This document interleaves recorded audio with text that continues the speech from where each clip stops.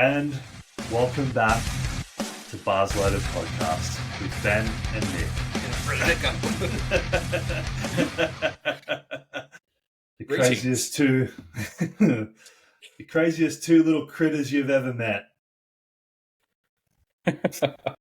My brain was going through this thing where I'm like, am I going to make some like weird noises? But I'm like, just don't.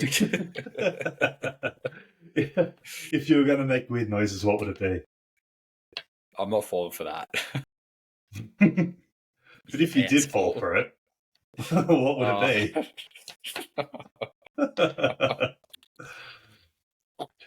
You know, you know how I worked in gym sales a lot? Yeah.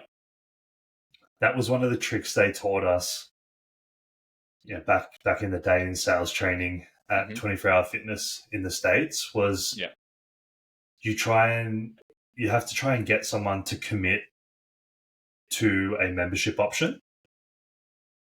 So you give them 1, 2, or 3 options. It's usually 2 or 3 options that you want them to pick from. And then you ask them to choose one. And the idea is that majority of the time they're going to say, I don't know, because they don't want to commit to something. And the trick that they told us to overcome the I don't know objection is to say, yeah, no worries, Ben. But if you did know, which one would it be?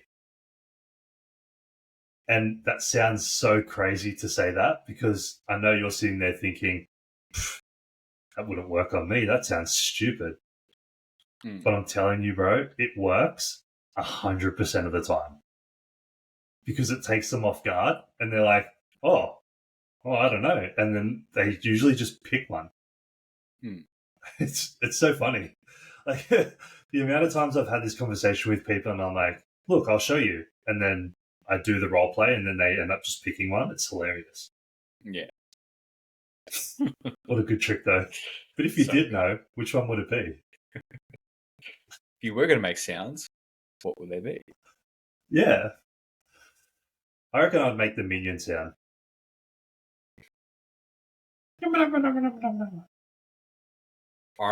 Have you seen American Pie: The Wedding? No. Okay, well then the reference is wasted. I reckon you would make a pterodactyl sound. I'd make some weird fucking sound that would just like come from like the chasm of Tism. That's a deep chasm. Oh, she's deep. The chasm has no end. Precisely. How's your week been? It's been good, man. It's been busy, but really good. So last Tuesday, the basketball club that I do S&C work for had like a practice match. Like they won, but not by anywhere near as much as they should. Yeah. And like the coaching staff were all kind of like, oh my God, like they were playing a team that was like a year level below them and they only won by like, I think it was like 6 points or something like that. And they should have won by like 30 or 40 points.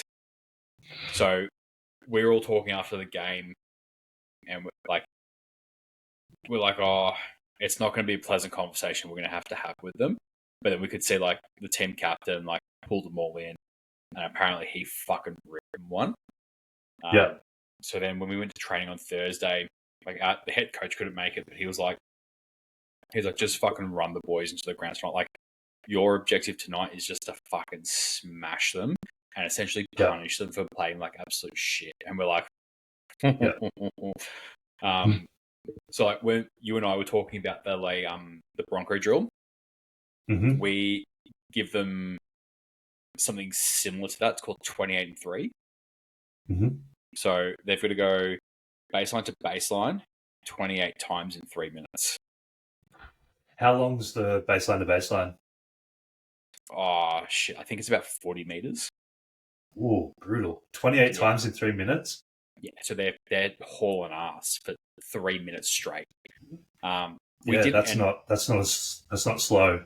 No, And we, like, to be honest, like, we didn't actually put them through that because we had a really good practice. So they started off with, like, obviously, like, their warm-ups and stuff that I have, like, kind of, like, designed, like, a protocol for them as part of their warm-ups. Then they have all these shooting drills. And then I ran them through a conditioning drill, which was probably one of, like, it's harsh, but I was like, they're either going to say, fuck this, I'm not training, they're going to leave, or they're going to really switch on and realize that they're there to train hard. So it was like a 10-minute EMOM, for example. So 10 rounds, like one round is a minute long. What they had is everyone was along the baseline doing pitter patters. So nice and light on their feet, getting used to obviously being in that sort of dynamic sort of drill and position. And then once is that like a fast feet drill? Yeah, kind of, but it's just on the spot, like trying to move like on the feet. Spot fast feet. Yep. And then once they had to do that for 30 seconds straight. And then once 30 seconds was done, it was up and back as fast as you possibly can. Whatever's left of that minute, you have as rest. Yep. So our guards would get up and down in, I don't know, like 8 seconds. And our forwards and centers would be anywhere between sort of like 9 and 12 seconds. So they didn't have a huge amount of rest. And literally by the end of the second round, they're all looking at each other and we're like, we got fucking 10 rounds of this. Like, holy shit. Yeah. But like, we got guys on that team that are like 6'7", 6'8", and they're not that fast. And like, one of the guys was like, within 3 rounds was like, coach, he's like, my Achilles are burning. I'm like, good. I'm like, suck it the fuck up. Get it done. He's like, yes, coach. And I'm like, oh, it warms my heart when I hear that. But at the same time, I'm like, you could just see they all just like really fuck. I was like, if someone's feet aren't moving fast enough in the pitter patter, everyone stops, you all run. If someone runs earlier than they're supposed to, you all run. I'm like, there are punishments if you guys don't meet the rules. Yeah. And you could just tell, like, by round 10, there were guys that were moving like this, but you could tell by their faces that they were working at like max effort for what they had in the tank. And like the coaches of us that were there, like we gave them like a couple minutes rest after they finished the drill, and we're like, those guys fucking busted guts in that. And then we had like a really physical drill that they had to do afterwards, and they worked really hard on that. And they just had like is that the one you were telling me about? Yeah, they had to get from like one block to the other block, catch the ball on the block. So they had 10 seconds to be able to get open. So across the key, they had 10 seconds to get the ball. And then once they had the ball, they had 4 seconds to take a shot. Didn't matter if they missed, didn't matter if they blocked. It was just you've got to get across. If the defense was that good that they didn't catch it in 10 seconds, they had push-ups as a penalty. Yeah. And then there was just like heaps of drills that we did like that to try and create a bit more physicality within them. And my God, did they fucking show up. So like I said to the coach, I'm like, they don't want to lose again. I'm like, man, we have to like smash them with conditioning. I'm like, these guys are high level basketballers. They know how to play the game. Sure, they might need practice with like plays and that sort of thing. But I said, as far as actual skill level goes, they're quite good. Like, we've got a few imports from the US who play on our team. Like, it's not, Sunday shooters. Yeah. These guys are good. Like, we've got one guy, I think he's from like Minnesota. My God, he's going to be fucking outstanding to watch. He's, I think, 6'3". Mm-hmm. When he jumps, he can get his head to ring height. Oh, damn, that's athletic. Like, and he's white. What? Yeah. I'll try and get some. He did not get the memo. Oh, has he never seen that movie? Does he not understand white man can't jump? Apparently not. This kid is so fucking athletic. I'm like, that's wild. He's going to do some fucking special things this year. But I just said to the head coach, I'm like, man, we're going to have to smash these guys with conditioning, because I'm like, conditioning comes pretty quickly in the scheme of things, like a lot faster than strength gains do. And it's really easy to maintain once we're in season as well, with like maybe like one conditioning session a week rather than 2 or 3. Yeah. Yeah, and you got time now before the season, right? Oh, dude, pre-season's run. I've got 5 weeks until season starts. Yeah, you can get a bit done in 5 weeks. We'll get a lot done in 5 weeks. But I said to him, like, we need conditioning at both training sessions, and they need another session Yep, outside as well. They need to be doing 3 sessions a week. 100%. I agree. But yeah, it'll Especially be especially now, and then in the season you can drop to like 1, taper maybe it. 2. Yeah. Yeah, a light one, a heavy one, and then the game is a conditioning session in itself. Well, Really. yeah. The game will be plenty for them. Yeah, that's But fucking yeah, cool. so that was really cool this week. And then like work picked up a fair bit, which was nice. So I signed like 4 new clients, Nice. which is always nice for the older bank account. Yeah, is that week? Is this week? This is week 2 for you. 3. It's like week 3. Yeah, okay. Yeah, so the first week was kind of like half a week. Holy fuck, man! This year is going so fast. I can't keep We're track in of March time already. Hey? Yeah, I know, and it's what is it? It's like the 4th of March. 4th March, yeah. We're already into it. Yeah, like we're almost a week into the 3rd month. Like, fuck me. This year is going to fly. It's so insane. But yeah, so it seems like just yesterday that I was talking to you and you messaged me and you were like, I think I'm going to quit my job. That literally feels like it was like this week. I'll say it feels like it was like 3 weeks ago. I'm like, oh no, it was 3 months ago. Yeah, that's Just insane. this almost like the sensation of time just feels skewed. Yeah. God, we're getting old. Yeah. Like we're getting so old, dude. I used, Speak for yourself. everyone used. Oh yeah, but everyone used to say, when you're younger, time goes faster when you're older. Mm-hmm. And I just feel like the older I get, the years are just flying by so fast. It feels like just yesterday that I went on my first date with them, and now we're like married, own a business. Like it's crazy. Yeah. This time is just non-existent anymore. It's pretty worrying. Yeah. Like I put a post up the other day, and in the caption I said something like, I've got maybe 40 years left, so they're going to be lived at full speed ahead. Mm-hmm. And then, like, fuck, at this pace, 40 years is not a lot. No siree. It's not like when you're 16 and every day feels like 10 years and you're at school and you just want to go home. I have a theory on that though. Go for it. When you are like a kid, a day, a year, relative to your overall age, it's a much higher percentage. Mm-hmm. Therefore, it feels longer. Yeah. Whereas as you get older, where we're like, oh, the days go so fast, because it's relatively like it's different to what it is when we're obviously like at 16, a day or a week might feel it goes at a certain pace, and then as a 32-year-old, it doesn't have the same perception of time because relative to our lifespan and how much time we've had on Earth, it's a smaller chunk. So I feel like that's why it goes a little bit. Why it feels like it goes faster. Yeah, that and is what you're trying to get done in the day as well.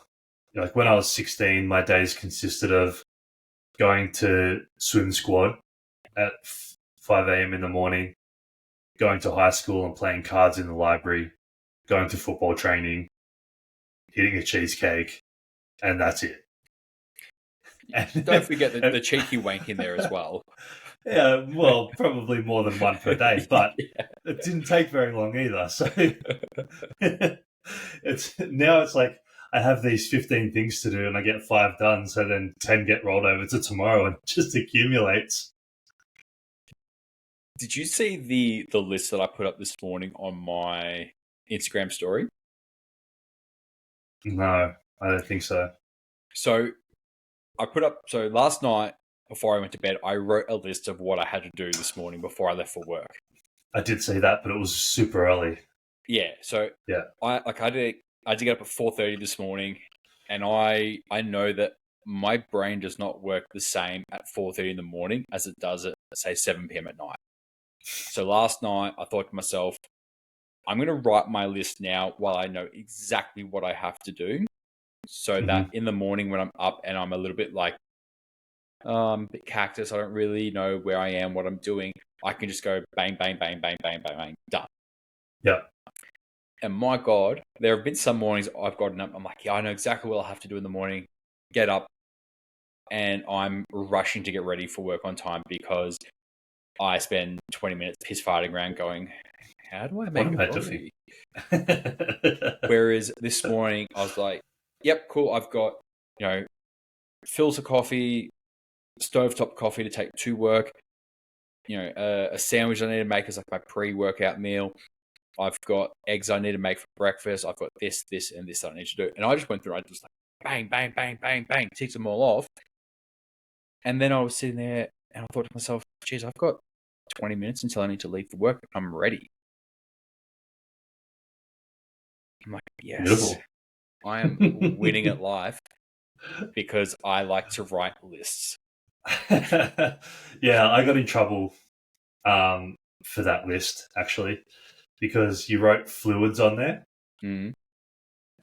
And I've actually, as of recently, fallen into my old bad habit of drinking about a litre of water every 2 weeks.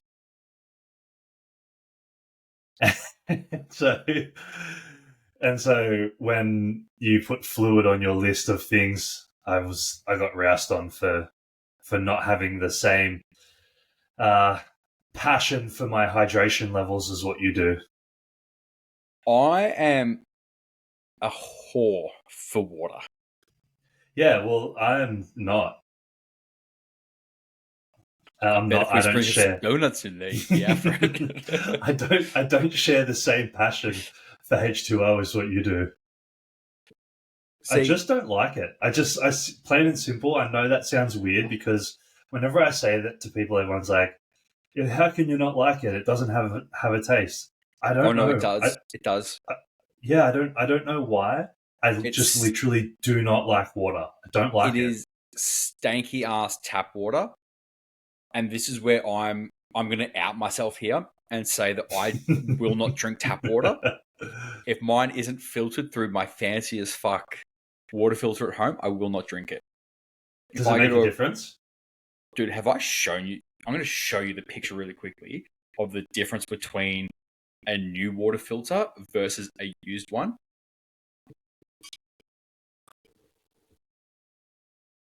Go a little bit to your left. Oh, they look like popsicles. Yeah, but that white one is new. That Yeah, like orangey brown one, that's a used filter that has just pulled shit out of tap water. nice. So, like, I spent, Does water tastes different when you filter it?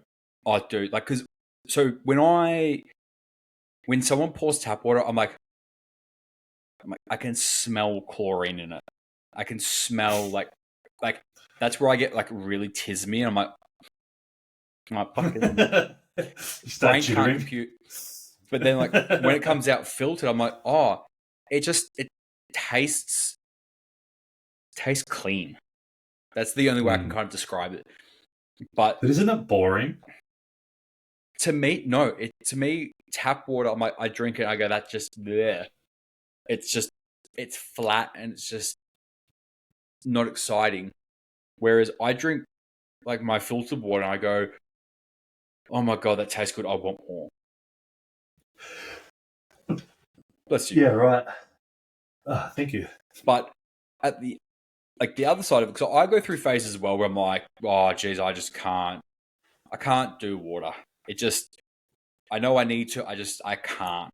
And that's where I like to either put like a hydrolyte in it and just make it a little bit flavored, or I like to go get me some Diet Right cordial. Yeah, Diet Right's a good one. I'll drink Yeah, Diet Right. yeah. I feel like that's a good alternative for people that don't like water. But for me, I will like if I have like 3 liters is kind of like my minimum for the day. Per If I day. yeah, if I have 4, I feel like really good. If I have 5, I feel fucking unbelievable. Yeah, right. I feel I probably should get back on that because I do feel better when I drink it, but I just, it's, you know what I find? The more I drink, the more I feel like I can continue it. mhm. Whereas if I stop drinking it for a couple of days, it's such a hard slog to get back into the habit. Because I'll go to the kitchen to get a drink and I'll just make a coffee. Like I'm not kidding. Like I've been having like 7 to 8 coffees a day because I'll go to the kitchen to get a drink. I'm like, geez, I'm thirsty, and I'll just go make a coffee. That's my drink. See, like, I drink a lot of coffee as well, but I also drink a lot of water. Yeah, that might be the key. It's That might be balance. something that I might look at implementing. You told me to do it last time. And We've had this conversation a lot. I'm probably going to tell you to do it again a few more times before you actually do it. And then one day I'm just going to like threaten to, take out a knee if you don't do it, and I remember the threaten you with first time you physical and I had violence. this. The first time you and I had this conversation, and I was like, I don't drink that much water, like maybe a liter a week, and I think you like nearly fell out of your chair. And then Probably. I think it was like that afternoon you wrote to me and you were like, dude, can I just say, drink your fucking water like an adult? I was like, Yeah. okay, fair point. I got a friend of mine. The other day, I put up a poll, pretty much like asking people how much water they drank, and I had a few people say that they drank less than a liter of water a day. And I messaged every single person on that list, and I said to them, "Are you serious?" And one of my friends her response was, "But I'm just not thirsty." Hmm. I'm like, "Yeah, because your body has adapted to being severely dehydrated all of the time. That is not Yeah, an I mean, that's a good adaptation that we quality to like." have. It's, No. well, it depends. Are you trying to be a camel? I mean, if there's an apocalypse and Mm. we have no supply to fresh water systems, the people that are adapted and they're half camel, they're probably going to last a little bit longer. No. Because what I'm going to do, They'll probably be able to function at a higher level for longer because they're used to it. This is like, I'm probably like 50% dehydrated now. And so if I what, know that there's an apocalypse coming, I'll just hydrate up to 100% that's and the thing, you then won't I'll know there's feel an great. apocalypse coming. Yeah, you'll know. I'll know for sure. See, what I'm going to do is I'm going to bring up my Fremen suit from June, Mm-hmm. and it's going to collect all my sweat and recycle all my bodily fluids so that I have drinking water. And then Okay, that's kind of gross. it's fine. We've got to survive. And then I'm going to go around and I'm going to pick off the weaklings and I'm going to murder them in their sleep. And I'm going to steal the water out of their body and put that through my filtration system. And I'm going to be like the hydrated king of the apocalypse. Yeah, not a bad idea. I would probably just break someone's finger off Mm. and I would hollow out one of their finger bones Mm-hmm. and I would use that as a stint and I would just Mm-hmm. like hammer it into trees and drink the fluid out of the trees. But I won't need as much fluid as you because I'll be used to operating at 50% dehydration. That's my normal. That's where I work best. I'm good. I only need a little bit of water every now and then and I'm sweet. But see, this is what's going to make me powerful in the post apocalyptic world because water is going to be such a scarce resource. I'm going to have a lot of it because I require a lot of it. Therefore, people are going to be coming to me and saying, "Oh, King Psychopath Ben, we need water." And then I can say to them, "Okay, well, we all need food. So, what I'm going to do, I'm going to offer payment of 1 liter of water for every X amount of kilos of food that you bring back. So what you have to do, you have to go off, scavenge food, bring it back, supply food, and then I'm going to murder them, keep their water and their food. Because social media won't exist, so people won't be out. Like, this is where that's a pretty good plan. Oh, I've got it figured out, man. The other week when I was when we were, but in saying that, because I'm so good at operating in dehydration, I probably don't even need the bone stint. I could probably just live off like a few drops of rainwater every time it rains. You're fucked in summer then. I don't know. It's pretty thunderstormy in summer if we get some hot days. Mm-hmm. And like if we're in post-apocalyptic, I reckon the ozone layer is probably going to cop a beating anyway. Yeah, probably. So it's going to rain more. The temperature's going to be higher. That all that evaporation has to go somewhere. I'll just stand outside for 5 minutes. Yeah, it could be. I like your plan a little bit better. So the other weekend when I was being a hippie in the gardens till late at night, yeah, we were having a conversation about what we would do in a zombie apocalypse. And I was like, simple. Still like a big 4-wheel drive that has, 4x4 capabilities so that if we have to like drive it over mountains of bodies and run zombies and shit over, that's fine. But then it would be drive to the supermarket first and grab all of the fresh water that they have so that like, we could survive for days without food if we have to, but without water, like we're pretty fucked. And I said, I'm like, we would just need a reliable car. We would need fresh water. That's it. We could figure the rest out as we go. Mm-hmm. Where would you go for shelter? I would get out of cities as quickly as possible because obviously higher density of populations would mean that the virus would spread faster and numbers of zombies would increase exponentially. Whereas if you drove out to a little country town where it's like, there's not as many people here. Sure, resources, it also means resources are more scarce. I think you would have a better chance of surviving in more remote areas because the likelihood of the virus being able to get in would be significantly lower. So what I would be doing is I would somehow steal a 4-wheel drive or something that had like off-road capabilities. I would get as much water as I could get my hands on, make sure that the car was full of fuel, and then I would drive as far out as I possibly could. And then I would try and find some sort of like farm that had weaponry and that sort of stuff available. Something that had a high ground position where you could see as far around you as possible to kind of be able to go, okay, nothing is coming over the horizon. We at least know for the next day that we're safe. And we just assess positions and what's going on there. Yeah. That's not a bad idea. I watched The Walking Dead and I like the living in the jail idea. Yeah, I think that would be cool because obviously the whole idea is to keep people in and to keep things out. Yeah, that's not a bad idea, but then it's also like at some point you've got to go out to get supplies. Yeah, so doing a supply run would be shifty as hell. But that's probably what I'll look at doing. Maybe like some sort of rural-ish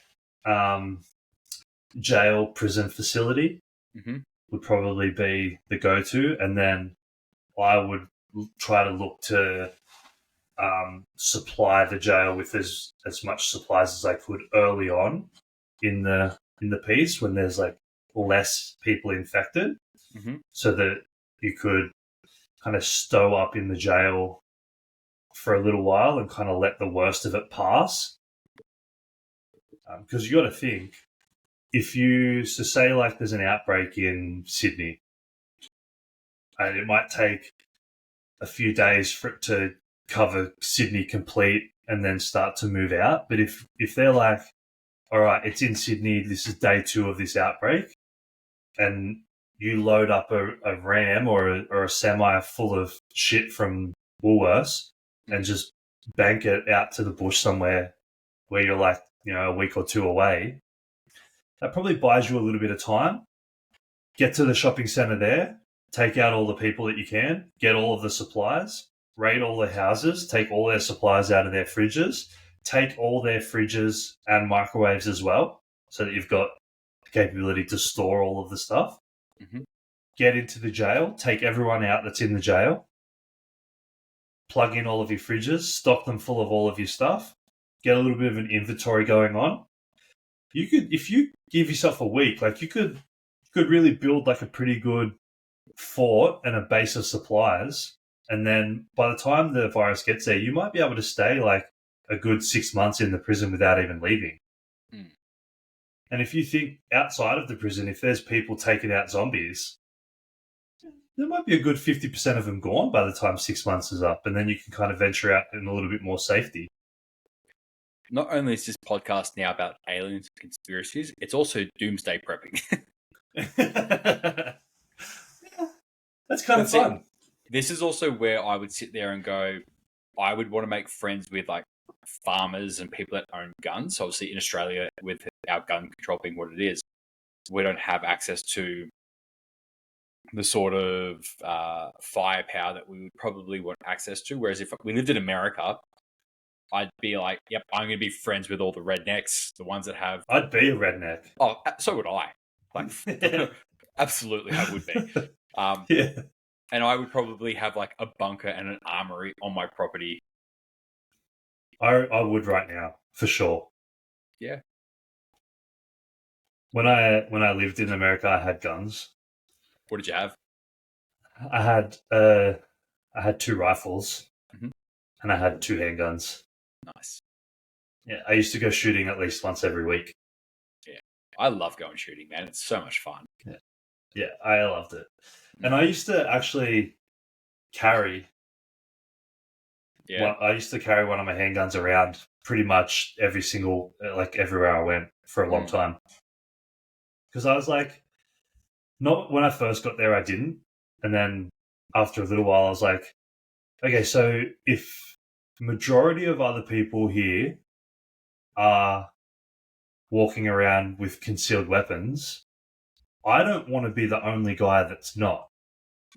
Because then I'm in a dangerous situation where if push comes to shove and I do have to defend myself and I don't have the capability to do that, I'm then at a huge disadvantage. Yeah. So it almost becomes like, because everyone else does, you almost kind of feel like you have to. Whereas like here, you don't ever get that feeling. Like I never walk down the street and I'm like, oh damn, I wish I had a gun. Well, I mean... well, not for self-protection, at least. Yeah. Maybe for mental preservation. Yeah. It's always really interesting. Well, obviously, you get some people who are, when the debate of like gun control comes up, there are some people that are really very much on the whole, like, all guns should be banned, rah, rah, rah. Then you obviously, especially in America, you have people that will sit there and go, oh, well, my Second Amendment rights, I'll do whatever the fuck I want. Thank you very much. It's like, I find it really interesting. I was going to say funny. Like, funny is not the right word, but I find it fascinating when obviously there is a shooting. People go, oh, well, again, if they didn't have guns, this wouldn't happen. And my argument to that, and this isn't me trying to be pro, anti, or whatever it is, I'm just like, it's just observation. If you gave a gun to any normal person and you're like, hey, take this and go down to your local shopping center and shoot it up.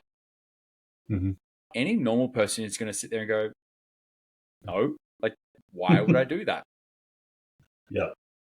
You give like a normal person a weapon and they don't use the weapon for anything other than like self-defense or hunting or something like that. If you give a weapon to a deranged person, it's a very different story. Yeah. And the thing is as well is it also comes down to the same discussion that we had the last couple of weeks of just around the sheer amount of people that they have there. It's like, yeah, we have some crazy shit happen here every now and then, but we have so much less people. So that there's naturally less incidents because there's less people in general. I think we have like 8% of their population. Yeah, that's just wild. It's nothing. Yeah. But and the those crazy people, those bad people, like if they want to do harm, like they're gonna find a way, regardless of the gun laws. Like we have strict gun laws in Australia. You can get guns in Australia if you want to get guns. And there are still plenty of guns that are banned that are on the streets. 100%. Yeah, definitely. It's like if you want them, you can get them. It's like just because something's illegal doesn't mean that you can't get it. It just means that good law-abiding citizens can't get it and the baddies can. Well, that's the thing is, if they do the whole like, oh, well, we're going to ban all guns, the only people that are then going to have guns is criminals and government. Because government are never going to get rid of their weapons. Oh, hell no. I tell you what, though, it is pretty wild, like living in a country knowing that when you come from a country like this where it's just like we've grown up with that not being a thing. Yeah. I remember the first week that I moved to California, which is such a chill state compared to, a lot of other states over there. It's one of the states that is probably closest to Australia in terms of the way it's run and the people there and the attitude and everything. So I went over there. I remember it pretty clearly. I was in Home Depot car park. And Home Depot is just kind of like Bunnings. A police car pulled up out the front. And in the police car was 2 police officers. And then right behind their front seats was like 2 shotguns just mounted on their cage, like big matte black military shotguns. I was just like, holy shit, this is fucking wild. Like you don't see that in Australia. No. And they were just driving, like they weren't SWAT team, nothing special. They were just regular cops. Napa County police officers just driving around getting lunch. It was so insane. See, but that's so normal to people there. If I get to the States this year, I will absolutely be making a stop over in Texas. Like one of my best mates lives in Texas, and I think he would murder me if I went all the way to the US and did go and visit him. But he's like, yeah. So when you come and visit me and we're in Texas, he said we'll have a few things on our activity list. I was like, okay. I'm like, what? And he goes, we're going to have to go lift some weights together, go get some really good barbecue, and go and shoot some really big guns. Hell yeah. I'm like, yeah, that's absolutely something I could get around. Yeah. Now you're speaking my language. The thing I do like about it, though, and the thing that I liked about it when I lived there was I had multiple guns like in my house.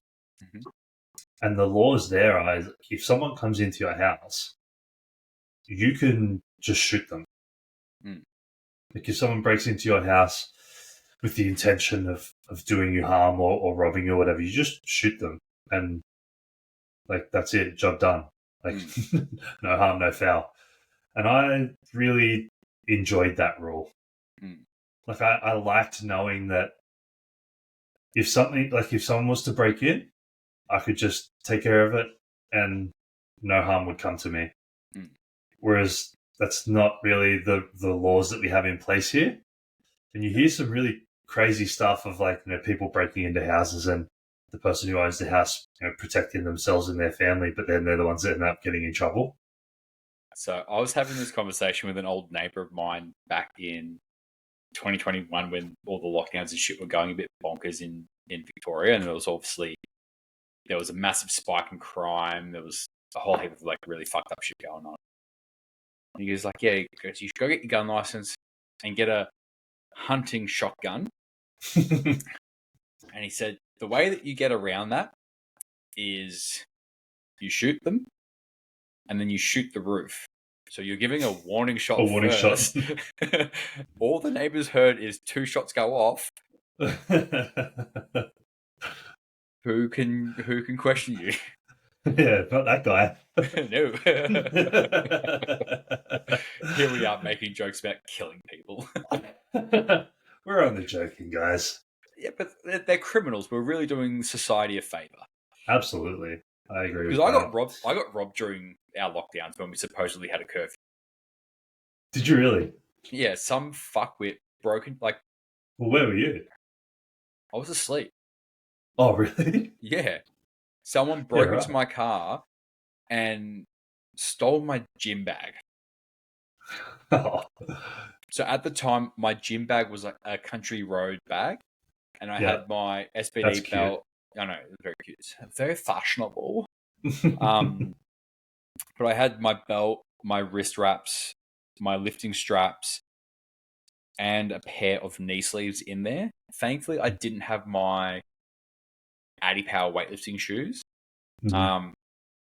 But it was like a grand total of, I think it was like $800 or $900 worth of lifting stuff that was in there that they stole. It was all like my mobility implements and stuff like that were in there as well.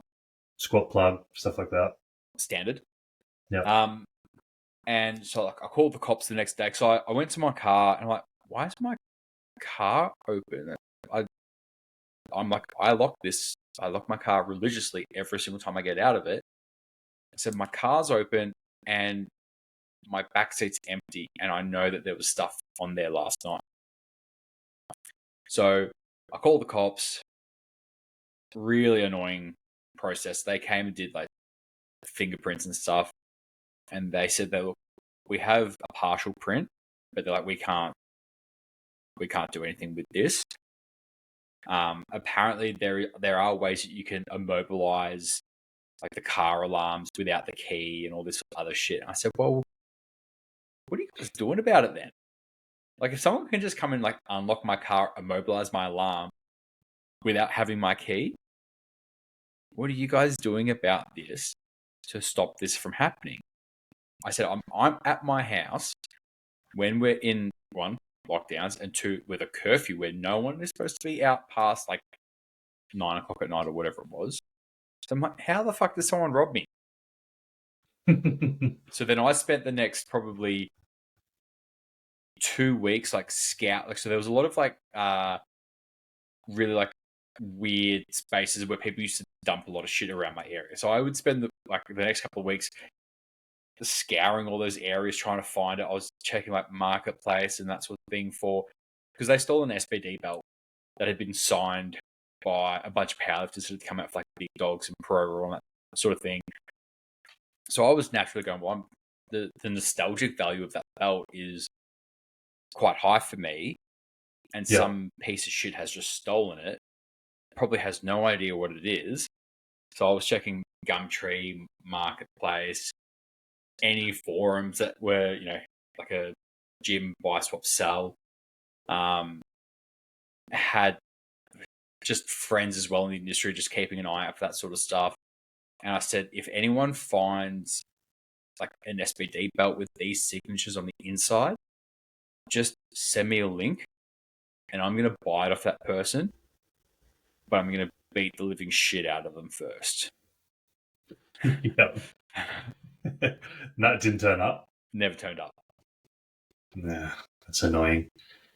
But I thought to myself, if I'd heard someone breaking into my car at the time and I'd had a gun, problem solved. Yeah. No missing SPD belt. No. Just would have been a freshly dug patch of lawn in my front yard. Speaking of lawn, We watched Remember the Titans. Oh, what a film. Yeah, we watched Remember the Titans on the weekend. Mm-hmm. I haven't seen it in a long time. And Em has never seen it. Ever. Oh, God. Yeah, didn't know what it was, had no idea of what it was about or anything. So it was like a real like first time experience. I loved it. Oh, man. I think I'm going to have to watch that tonight. Yeah, it's such a good movie. And there's moments in it where I said to Em, all right, I know that these moments are in this movie. Like, you're going to need to pay attention. It's a really good movie. They set the scene early and like the whole like what's going on at the school and then and the team and how they're kind of like paving the way for the rest of the community. But there's a few like really pivotal scenes in this movie where like I'm probably going to get fired up or emotional. So like just be aware because it does it to me every time. And dude, Which like scenes? without fail, every time, just like hits me. I just fucking love that movie. Hey, I forgot how good it was. Well, the one, okay, so the one that gets me the most is probably not one that you would think of. So you know how they go away to camp, and the blacks and the whites just don't like each other, and then you've got Gary, who's the main white guy, the captain of the team, and then you've got Julius, who's the main black guy, and they're kind of like the alphas of the respective groups. Attitude reflects leadership, Captain. Yeah, so after that speech is that little like scene where they're talking about that is fantastic, but then the scene after that where Gary kind of realizes, all right, this is a little bit on me here to fix this and make this happen.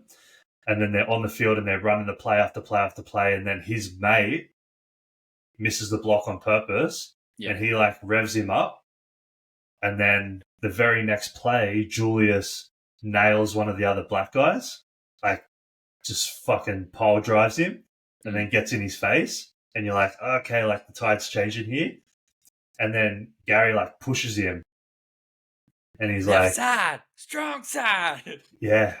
And when I they know start that doing that very left, well. when they start doing that left side strong side thing, I like well up, dude. I like get like real fired up.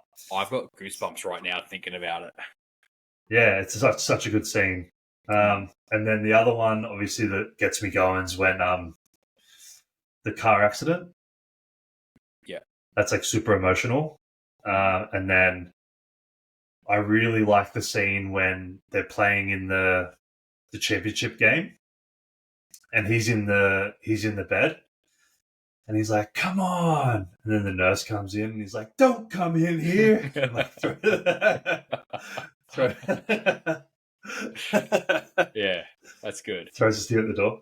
Yeah, I like the scene when he's in the bed, and the nurse is like, "Oh, this is for family only," and he's like, "Can't you see? That's my brother." I don't know. I just kind of like those ones. They're cool. Yeah. Very good movie. Excellent movie. One of the best. And Denzel in that is all-time good. So I reckon one of my favorite scenes in that movie is where I forget the actor's name, but it's like the original head coach that gets replaced by Denzel's character. Mm-hmm. Yep. And in one of the games where the ref's just like giving them the shittest calls ever, because he's obviously trying to punish the team for having black players on it. Yep. And he pulls him aside. He's like, I know what's going on here. He goes, look, you can make these calls, but like, I'm going to bring you down with me. And he kind of like really steps up and shows respect for his team. And like, I think those moments there where you do see everyone get like pulled together and it unifies them as a team, which then has the impact on the community around it. Oh, Yep. Again, like I'm getting like shivers about all that. And it's just, Yeah. I remember watching that when I would have been like 12 or 13. And just like at the time, didn't obviously really understand the extent of what racism was like in the US. at that time. Mm-hmm. But I think rewatching it now as an adult and going, oh, yeah, it was heavy. real. Actually, my favorite scene of the entire movie is when that game. So just after he talks to the referees and he says, like, I know what you're doing. Call this game fair, or I'll take you down. And then obviously, like, he loses the Hall of Fame because of that. And then he pulls the players in. He pulls the defense in because he's the defensive coach, and he revs them up, and he's like, "They're not gonna make another fucking yard tonight." And Blitz! You blitz all fucking night, and they're gonna remember the night that they played the Titans. And I just get that scene there. That fucking revs me up like crazy. One scene that makes me laugh every time I watch it is when they're at camp and they're in the showers and like the guy walked past and he's like, "Man, what's wrong with you?" He's like, "Man, I just gave your mum a piggyback and she weighs twice as much as I do." Dude, I didn't realize Ryan Gosling was in that movie. Yeah. He's so young in that. He's a wee baby. Yeah. Yeah. Like, obviously, he still looks very much like Ryan Gosling, but damn, he's young. Yeah. And then the guy who's in Scrubs as well is Petey in that. Mm-hmm. And then you've obviously got Ethan Suplee, is it? Yeah. He's the big... Have you seen him now? He's not big anymore. Yeah. No, he's big. He's just not fat anymore. Yeah, he's jacked. There's an episode that he's on Rogan where he talks about his journey and his process. And my God, like, I'm pretty fortunate. I've never been, like, realistically that big in my life. But listening to that episode, my God, I have so much respect for him for being able to do that process the way that he did. Yeah, because he did a lot of work with Lane Norton to get a lot of the weight off, didn't he? I think so, yeah. Yeah. He did it, and he used the Lane's app, I believe, and then he lost a bunch of weight, and then he started TRT. And I know he's done a little bit of work with a few other people as well. He's done well. He's in great shape now. So I watched, there's a movie that's been like released on Netflix recently called Dog. It's got what's his name? He's in like 21 Jump Street, not Jonah Hill. It's Channing Tatum. Yeah, that's his name. I was going blank for a second. But there's a movie where he's got. You remember Channing Tatum? How could I? From the stripper movie. That's how you remember him. That's why you couldn't remember his name. You just remember You just remember what his chest looks like. I wasn't paying attention to his chest. Chesticles. But like in this movie, he pretty much has to transport. Have you seen the movie? No. It's literally called Dog. And he's got to so he's an ex-army ranger, and he's got to transport. Oh no, I have seen that. The dog he's got a German Shepherd. Belgian Mel. Yeah, great movie. Yeah. I cried. Oh, sobbed like a child. But yep, I cried twice in that movie actually. Yeah, I got real emotional a few times in it as well. I've just gone completely off track and forgotten where I'm going with that one there. But Ethan, he's in it. He's the other dog trainer. Yeah, you see him in that, and you're like, holy shit! Like that man looks so different. Yeah, he's proper jacked now. Yeah. He's done really, really well. I was telling Em that, and she was like, "Oh, I would like you wouldn't pick it." Like, yeah, but I think it's a really great example. He was massive. Yeah, I think, but I really like it from the perspective of, hey, like if you are big, you're not stuck there. There are options. Yeah, but it just requires a lot of work. Oh yeah, no doubt it wasn't easy. I think what I like about it most too is that he didn't just go down the route of not eating and doing a bunch of cardio and losing a lot of weight and like kind of looking a bit sick. You know, when you see people that are really big, sometimes when they get on these health kicks and they do a bunch of cardio and heavily restrict calories, and their face starts to get really gaunt and their neck gets really skinny, and obviously like they don't have a lot of muscle mass built up, but they really get fixated on the scale and seeing the scale go down. So then they don't do as much weight training because obviously muscle adds weight on the scale. So that's a kind of has a negative connotation for them. So they end up kind of going in the other direction and sometimes they end up looking even worse because they don't have as much body fat on them and they kind of look like they've gotten sick. I love that he didn't do that, because you see him now, he looks like a fucking proper beast. He looks like he's like ex-military. Yeah, it's cool. You don't often see it. I really like it. And I guarantee you his quality of life is way better now too. Not in danger. I wonder how he trains. I'm sure we could jump on his Instagram and kind of see what he's doing. Yeah, I'd be interested to see what he's doing. We should have a look at that. Yeah. My week's been pretty good. Yeah. Not too bad. I had a good weekend. I got the lawns done, which I'm really enjoying doing. I had a few weekends where I couldn't do it because it's been stormy here. So it was nice to get those done. Took a little bit longer than what I would like, but that's just because it was like 3 weeks overgrown and I wanted to make it look nice again, so I spent a little bit of extra time out there. Yeah. Last week was pretty cool with so I've just started a new role as assistant strength and conditioning coach, or I think the title is actually assistant performance coach for a local football team here, rugby league team called Maitland Pickers. And so that was pretty fun. It was my first week last week. We had training Tuesday and Thursday. And so the cool thing about it is, obviously I grew up playing rugby league.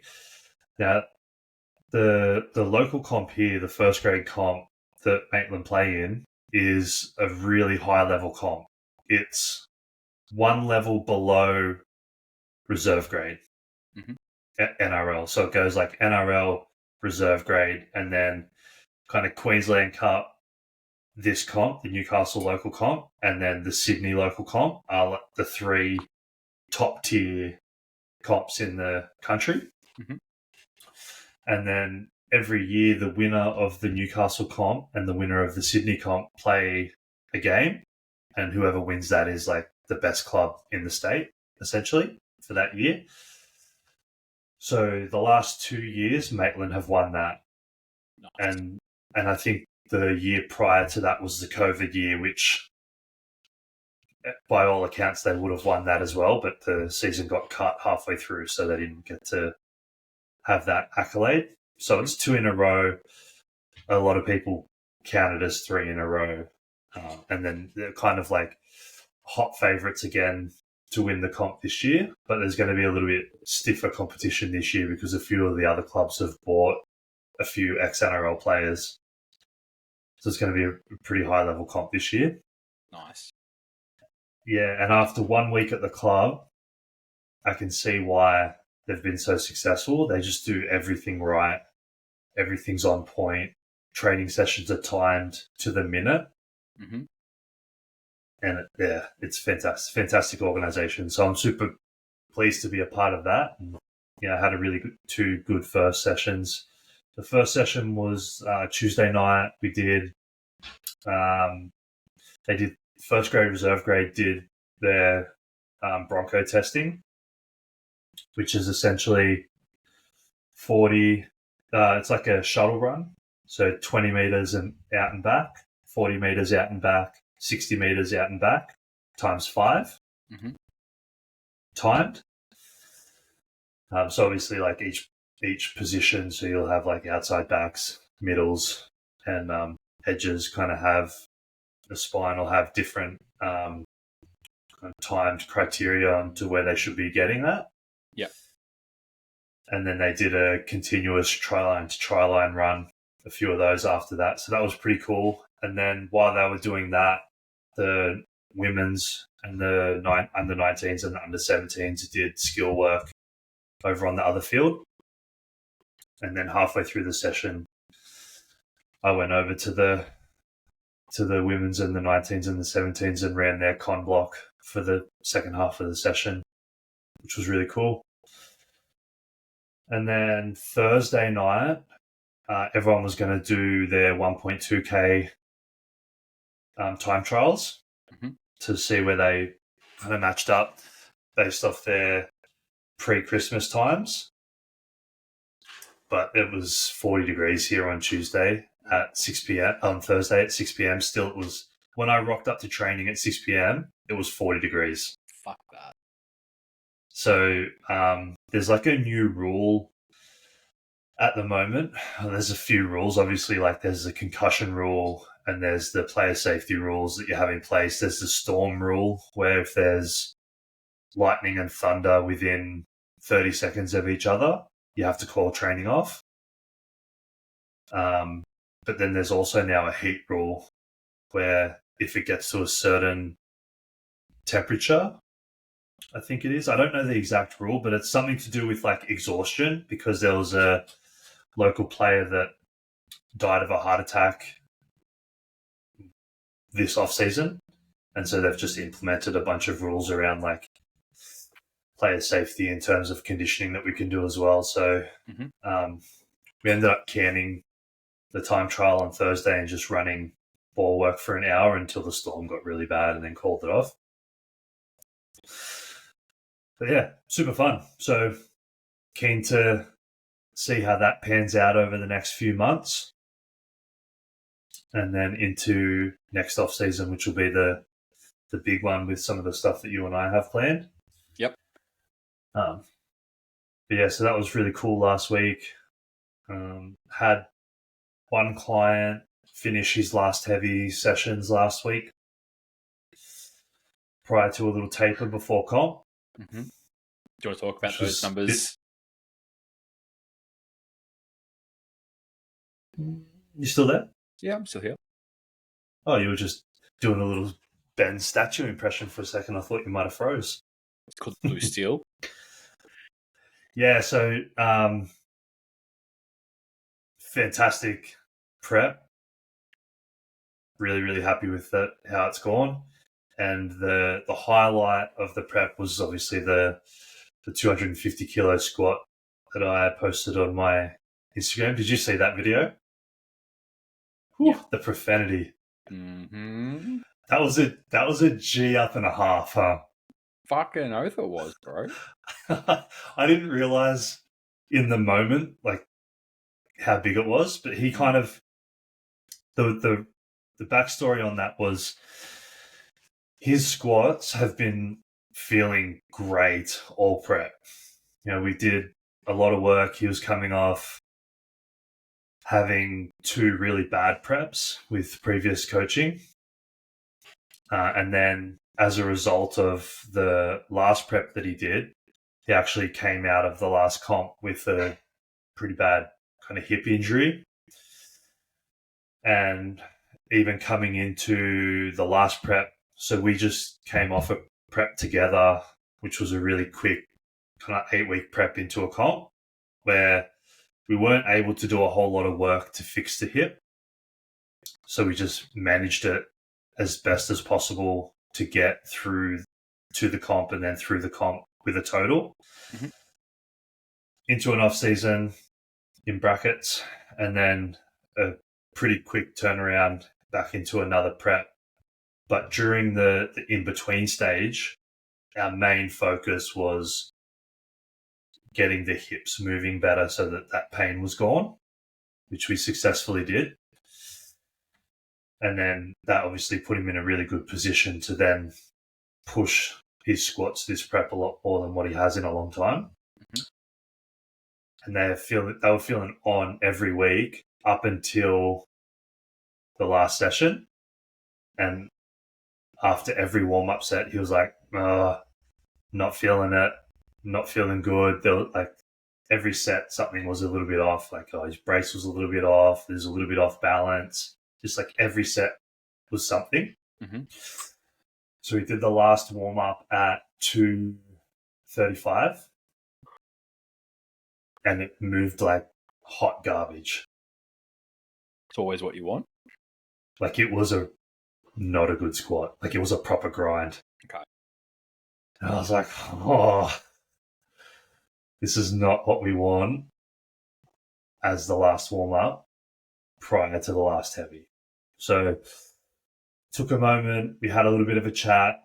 I said, like, there's two things that I think you can fix right away that'll make a huge impact on how you feel. And he agreed. Like, straight away, he said, I was just a little bit off balance. We can fix that. That's pretty easy. And the other thing was just being a little bit more focused, taking a breath and like settling before actually squatting. And he likes a G up. He's someone that performs well under those circumstances. He's a military guy. Mm-hmm. He kind of likes that vibe. So I said, I'm going to G up for this one. So get some salts. Get ready and put a song on that you like. And when you look like you're moving towards the bar, I'm going to G up and then unrack it, take a second, and we'll go from there. And then, yeah, there was no plan as to like how I was going to G him up, and that just kind of came out. So it was pretty epic. Nice. Did the job, that's for sure. Yeah. And yeah, that 250 moved better than the 245 the week before, I think. It was a beautiful squat. So really happy to end. Yeah, really happy to end prep on that. Mm-hmm.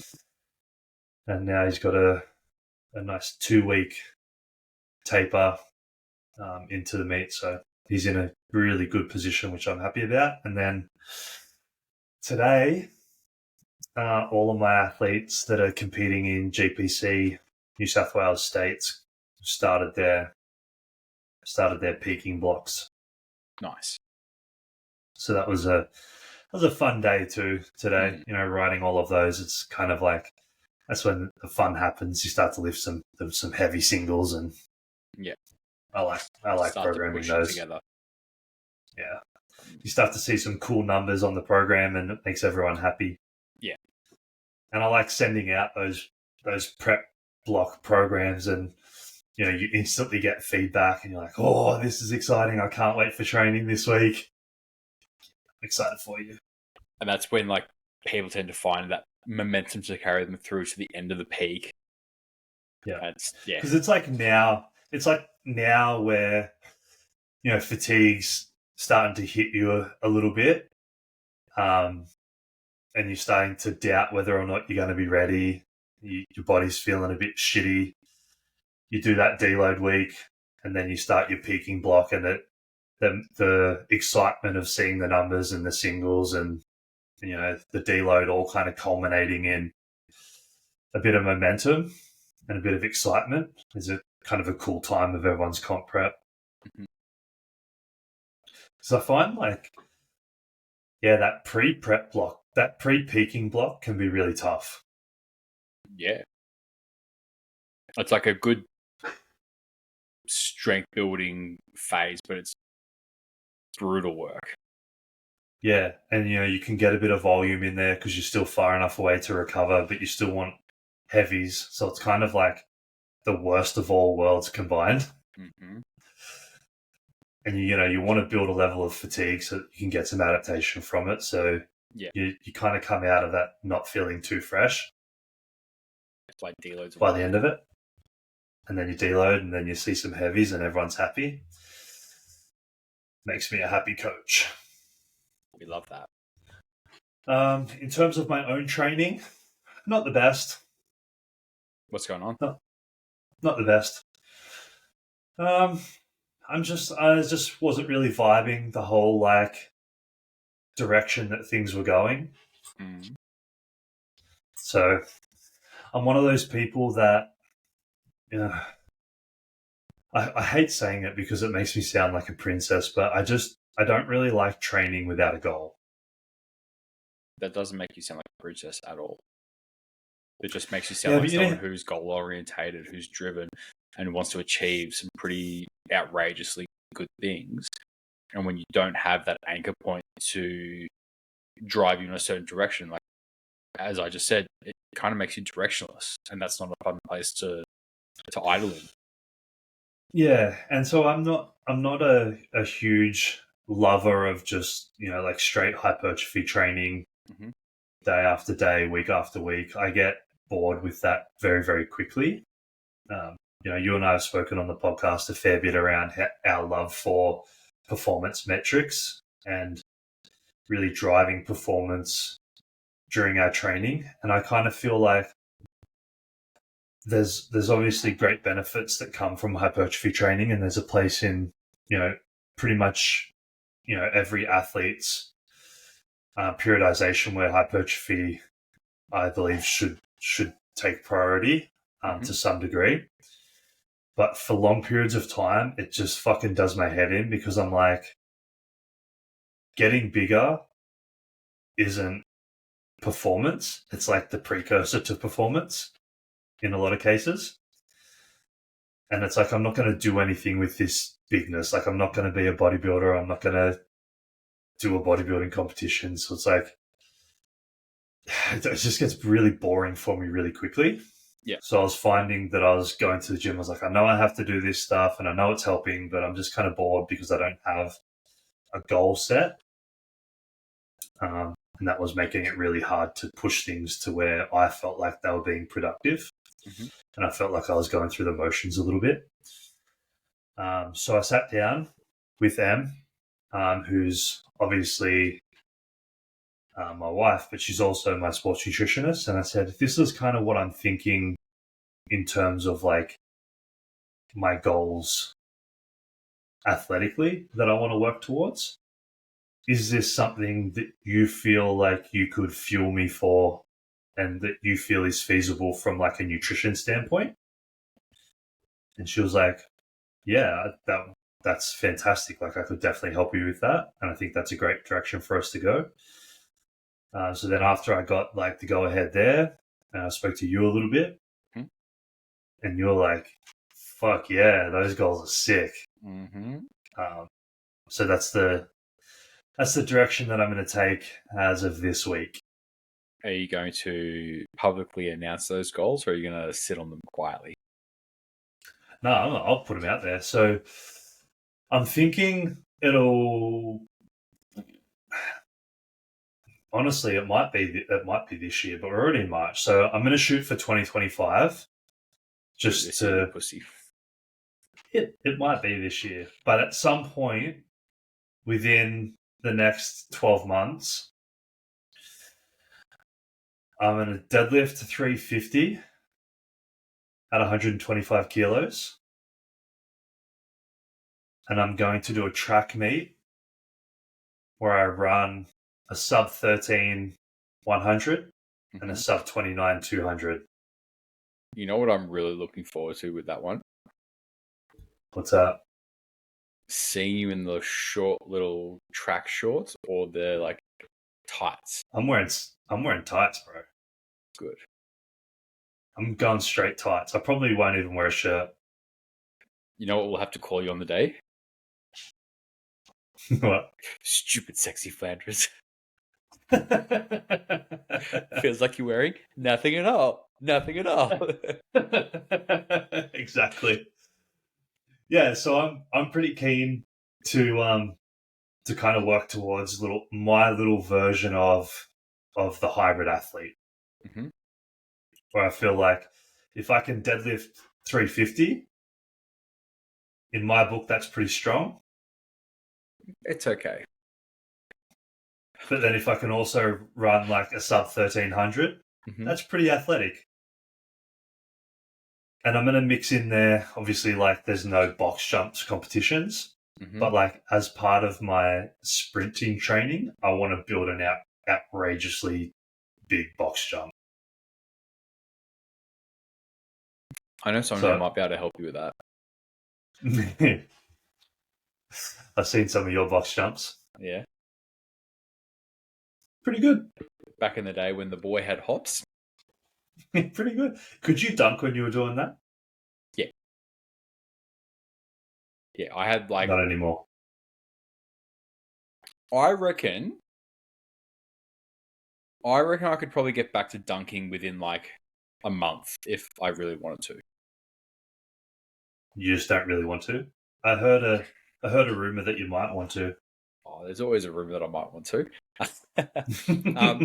No, like back when I was like, I would have been like 14. I had enough of a vertical that I blocked someone. So obviously, like where the ring is, you got the board, like this little rectangle around the top of the ring on the backboard. Yeah. The square. Yeah. Yeah. When I was like 14, this is me like running full speed down the court to try and block a guy who was, I think, 6'11". He was like 15. How old was that guy? 15. What? Yeah, there was a guy in the age group above me who he was 6'11" or 7 foot when he was like 15 or 16. And then there was a guy in my team that I think he was 6'8" when he was 14. Oof. But they were like at that big at that age. Most people aren't going to be the most athletic people in the world. They're just going to No. be big and slow. But for a basketball Yeah. team to have a guy that big, it's intimidating. Yeah, But definitely. I went fanging it down the court after this guy, and I've like taken off however far behind him as he's going up for a layup, and I've gotten pretty much up over the top of him and blocked the ball into the top of the square. So when one, I was fast, but I also was like really powerful in my legs and had a really good vertical, which I think is why, like, when I first started getting into powerlifting, like, I found it quite easy and natural to be like, oh, well, I take speed and power from here and I apply it into just pure strength expression here. And it was quite a nice translation for me. Yeah. You would have been quite explosive, obviously. Yeah, like, Which I think a lot of people kind of forget that powerlifting is an explosive sport, but it's like because it's so heavy, the bar's moving fast, but you're lifting it explosively. It just doesn't look like it. yeah, because gravity. Yeah. Damn gravity. But yeah, like, and then there was one time during a game where, if let's say 3-point line is here and the microphone is, say, the basket, I was like this. I was up about here, and one of our guys took a 3-point shot from over this side of the court, and I'm looking at the trajectory of that, going, "Nah, that's an air ball. That's not going to hit the ring." So I've cut baseline really, really hard, and then I've come up in between the two, like our center and the opposition center, a couple of forwards, and I was the one that sort of got up there. I grabbed the rebound, and when I looked up, the ring was about just around about wrist height from him. Like, if I paid attention and actually planned for that, I could have just gone bang and got a 2-hand backwards dunk on that one. Oh, that would have been so badass. Well, I mean, I'm not exactly the tallest guy in the world, No.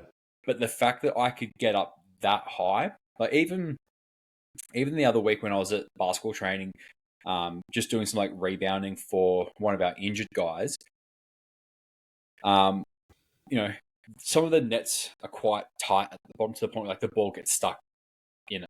And the nets on these rings, like, they're not long nets, they're quite short. But I could still like jump up, grab the ball out with both hands, like, pretty comfortably without really having to think too much about like what I'm doing. The first probably 2, my ankles were like, what are you doing? Like, what is this? Like, triple extension? We don't do this anymore. And then after a few, it was kind of like, yep, okay, we know what we're doing. Which is why I feel like if I really wanted to, I feel like it would be a couple of weeks until I could at least like grab the ring again and sort of like start getting up there. But I Yep. certainly, I mean, when I was playing basketball when I was younger, I was high 60s to 70 kilos. I'm a Yep. little bit heavier than that now. Yep. Yeah, but that skill is, like jumping is a skill. Mm. Obviously, like you have to have the strength and explosiveness to do it, but Mm-hmm. essentially it's a skill like anything else. And it, those skills are perishable, but it's also like once you have the skill, it's a lot easier to relearn it a second time, a third time, a fourth time around. Yeah. And that's why you see a lot of, powerlifters. A lot of powerlifters, I feel like, could do with bringing in comp lifts much later into their preps than what they do. They probably don't need as much specific comp lifts as what you would think that they do, because it's only going to take them 1 or 2 weeks before they're back moving very efficiently again. They've relearned the skill, and then they can just load it for a few weeks from there and be in a really good position to express some top end strength at comp. Mm-hmm. Whereas people that aren't as well versed in the skill and don't have as much practice over time, they probably need to have them in a little bit longer so that they can get more accustomed to that skill. Yeah. Like I've seen some really good lifters have their primary squat be like a front squat up until like 8 weeks out, Mm. and then do six back squats, And taper into comp, and be ready and hit PRs. Mm. Yeah, works for some people. And I think that the higher level you are, the probably better off you could be doing something like that. I'd say so. Which probably goes against what a lot of people think. It certainly challenges the norm, I think. But I think this is where you and I probably think a little bit differently to your average powerlifting coach, in the sense that we still view powerlifting as an athletic endeavor. Mm-hmm. So I think we still kind of look at it through the lens of sports performance. Obviously, then like layered with, okay, well, what is the demand of this sport? And as you said, like if someone is proficient at the skill, we probably don't need to spend 16, 20 weeks hammering that one movement pattern with no variability whatsoever. Mm-hmm. Yeah, I agree. That's definitely how I look at it, is through the lens of performance as a whole, and athletic performance and athletic development as a whole. And then the sport itself, being powerlifting, is, comes after that general athletic development. Yeah.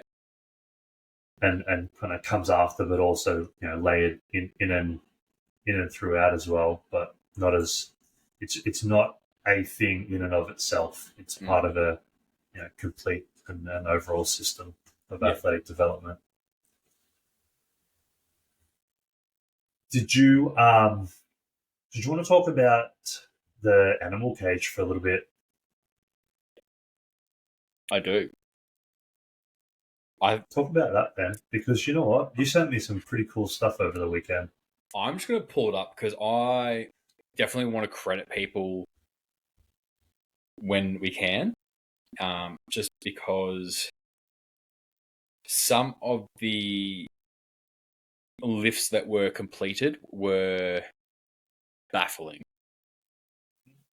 So I'm just going to make note of my favorite lift from the weekend, which was John Hack's 415 kilo deadlift. It was a 4.2 times bodyweight deadlift, conventional, like a man. And done very well. Oh, it was beautiful. Yeah. The way that guy lifts is just incredible. It is baffling how strong that guy is for how light he is.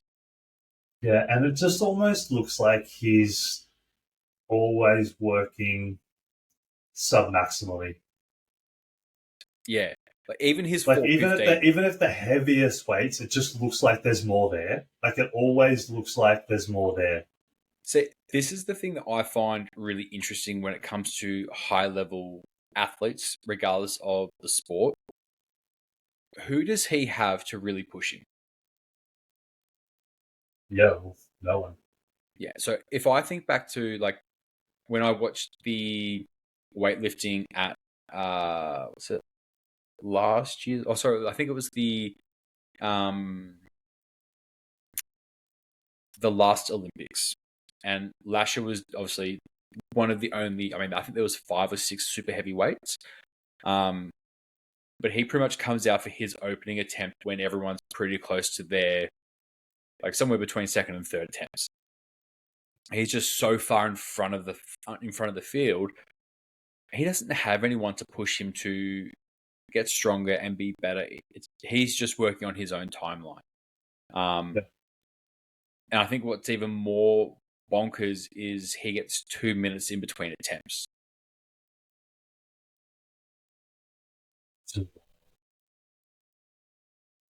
That's so wild. It's just like The thing it is insane. The thing I love about watching high level athletes and mm, high level powerlifters are no exception to this. They make things look so easy.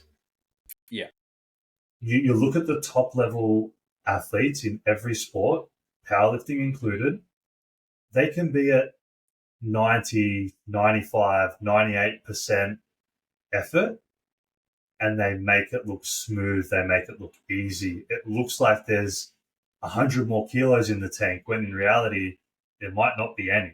mm, But but just the way it looks from an outside perspective, it almost looks effortless. yeah, It's like a quarterback throwing a 70-yard pass. It's like, wow, it looked like he didn't really try.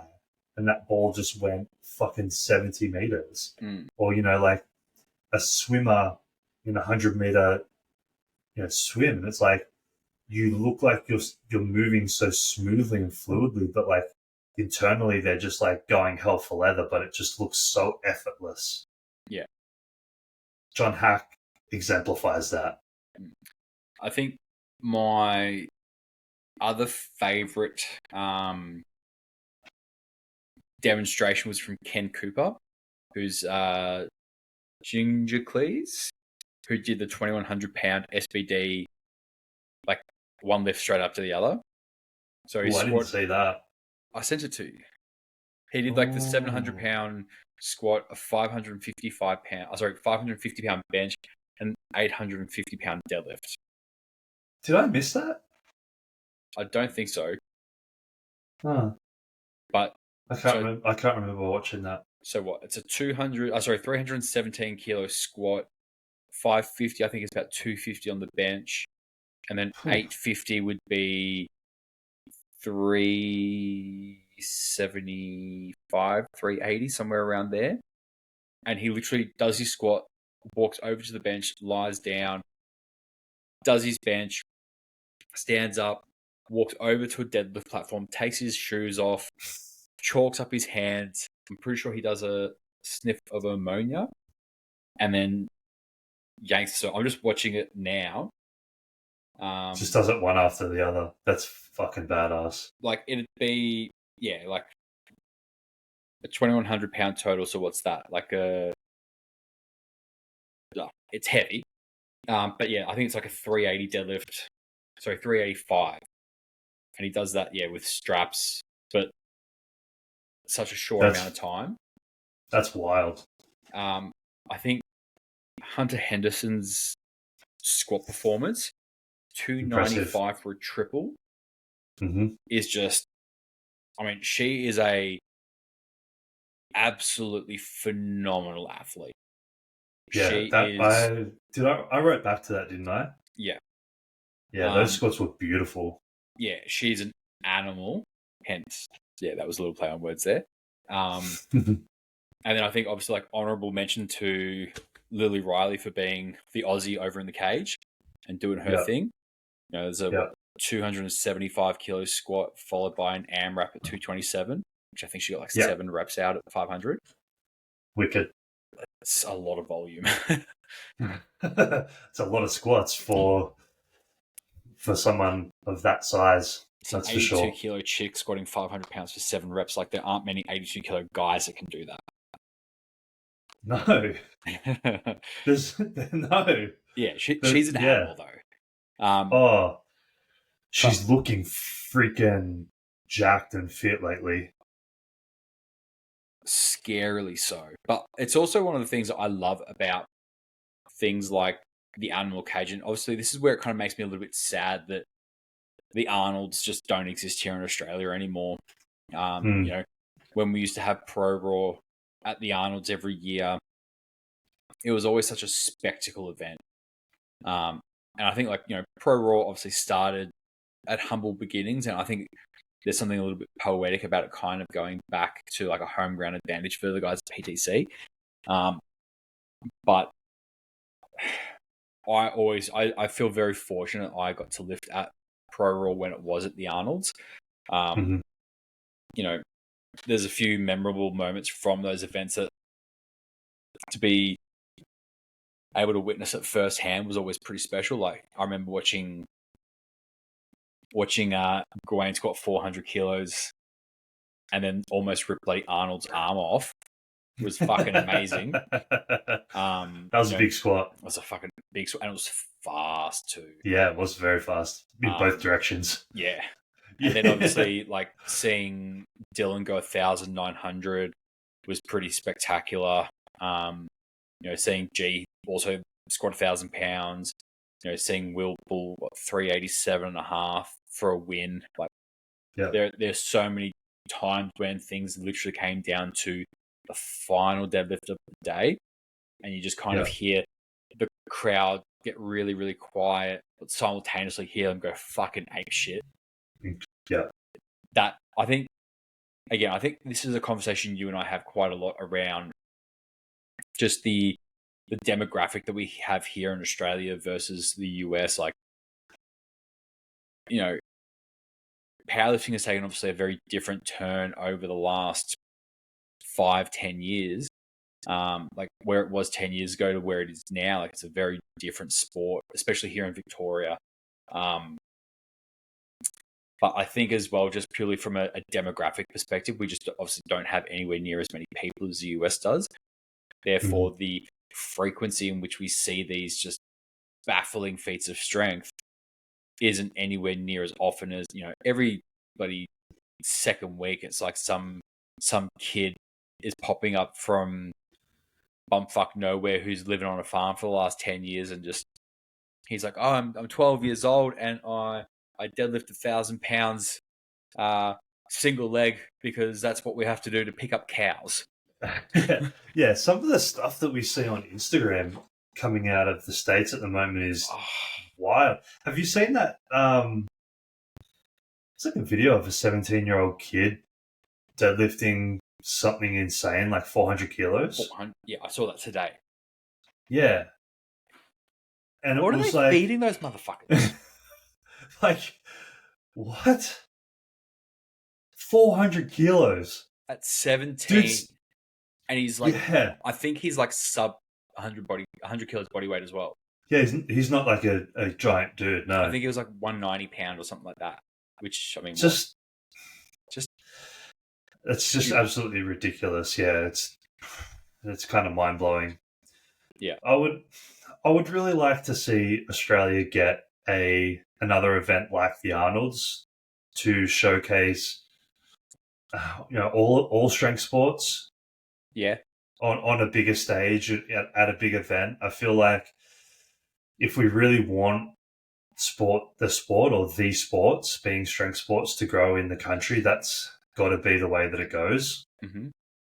Just from a spectacle, viewership, accessibility, put it on KO. The only hard thing is we have nothing. We have nothing like that.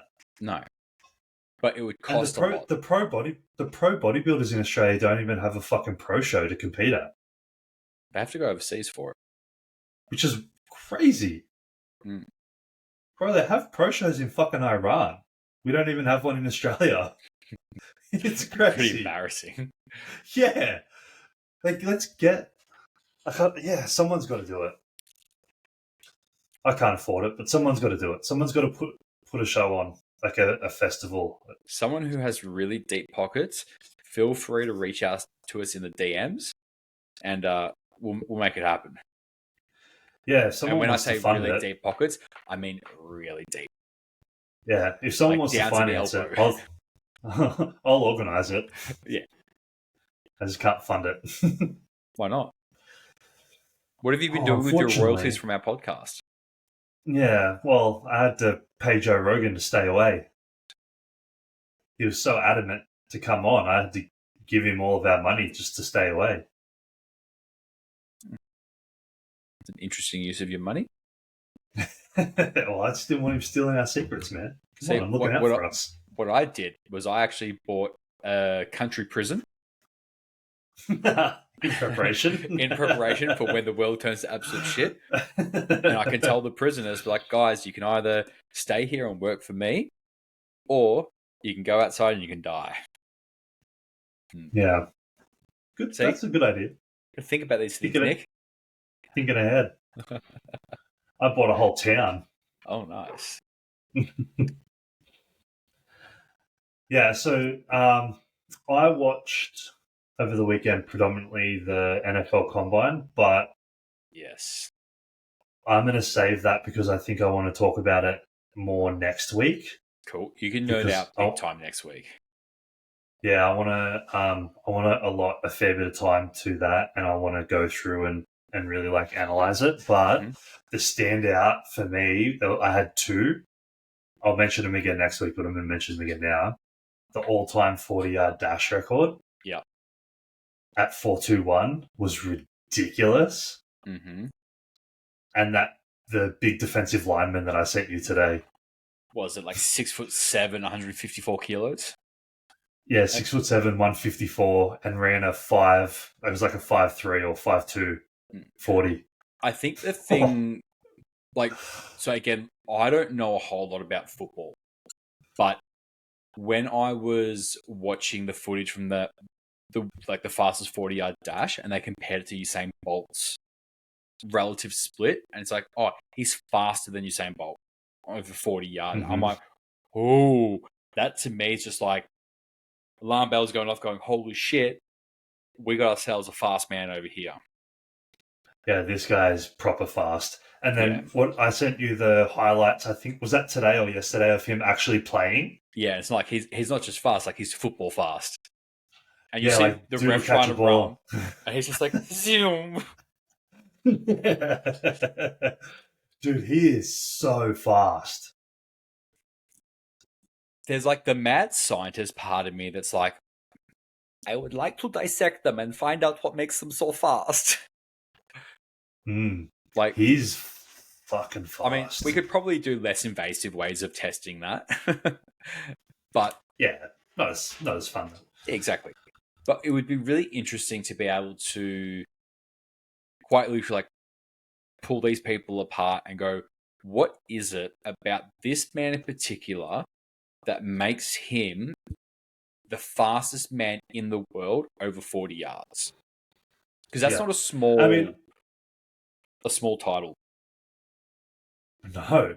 And a lot of people have done the combine, and a lot of people have done the 40-yard times, and that's ridiculously fast. And I mean, there's a lot that goes into that. He obviously had a perfect performance or near perfect performance that led to that time, but the base of athleticism has to be there. I could do a 40-yard dash and I'd be nowhere close to that. I could do my most perfect performance on the day and it'd be nowhere close. So it's just a combination of a lot of things colliding at once. But dude, I'm gonna nerd the fuck out on it next week because there's a lot of shit that I want to talk about. Cool. But I think we should transition now into speaking a little bit more about just like athletic development as a whole, which I think this is a really good, nice segue into that. Yeah. Given that, we just spoke about the animal cage and the impressive strength feats that were there that we saw over the weekend, and then some of the impressive 40-yard times that we saw, which is kind of two different ends, separate ends of the spectrum of athletic development. And then we spoke a little bit about me, bridging the gap and becoming exceptional at both at the same time, and becoming an alpha hybrid athlete and just out athleting everyone. So I think this is a pretty good transition to talk about some of the questions that we kind of got over the last couple of days around athletic development as a whole, and kind of some of the processes that we want to look at when we think about athletic development in the realms that you and I have the ability to implement this in our roles, our respective roles. So I think a really good place to start for us would be just to kind of outline some of the benefits for strength and conditioning for athletes when we look at it from an athletic performance lens or an athletic development lens. So I'm going to hit you with that question, and then we'll kind of see where the discussion leads us from there. So, again, I think if I really simplify, obviously the purpose of a good strength and conditioning program, I think the objective should always be to provide better athleticism to your athletes. And I think,